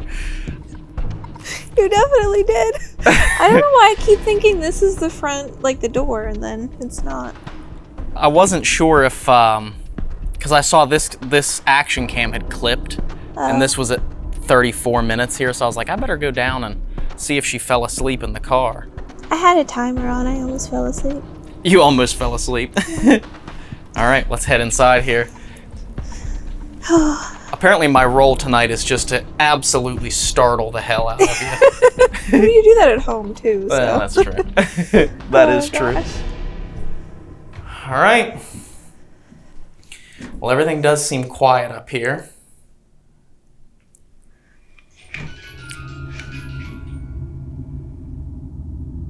Do that again.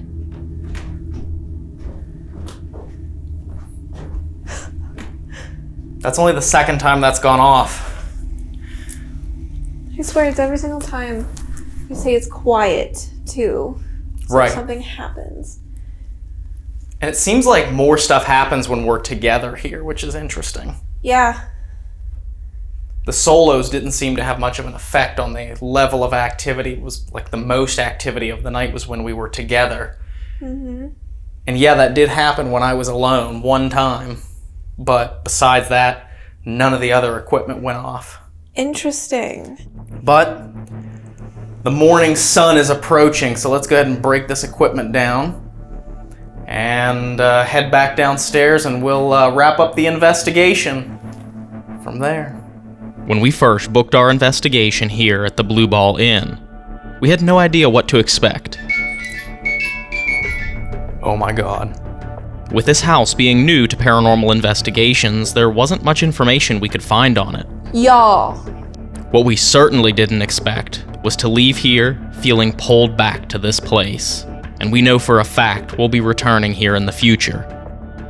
The Blue Ball Inn, located in Clearbrook, Virginia, is such a unique house with incredible history, and we believe in Joe and what he's doing here. This 300-year-old haunted house just kind of fell into his lap. Or maybe it found him, and even though he really didn't want it at first, he took on the challenge, fell in love with the house, and now plans to restore this beauty to its former glory. And we believe one of the best things about paranormal investigation is our ability to do our part to save history. So if you'd like to help Joe and the Blue Ball Inn, you can book your own paranormal investigation here. Maybe possibly experience some paranormal activity, and be a part of preserving history. If that sounds interesting to you, their website is bbi1747.com. We know one thing for sure. We want to come back here as soon as we can. We definitely want to come back to this place, and if you guys enjoyed this video, make sure you hit that like button, and leave us a comment down below letting us know exactly what you thought of the Blue Ball Inn and the paranormal investigation that we conducted here, and if you saw anything that we missed. And we want to thank you guys so much for watching, and we'll see you on the next adventure at the next location on our paranormal quest. Bye. Bye. I'm still a little freaked out by Joe's disappearing act. Yeah. Joe, if you're watching this, freak the hell out of me. Or you flustered. Joe, if you're watching this, you freaked the hell out of me. Why can't I talk? See how flustered I am? Oh my goodness.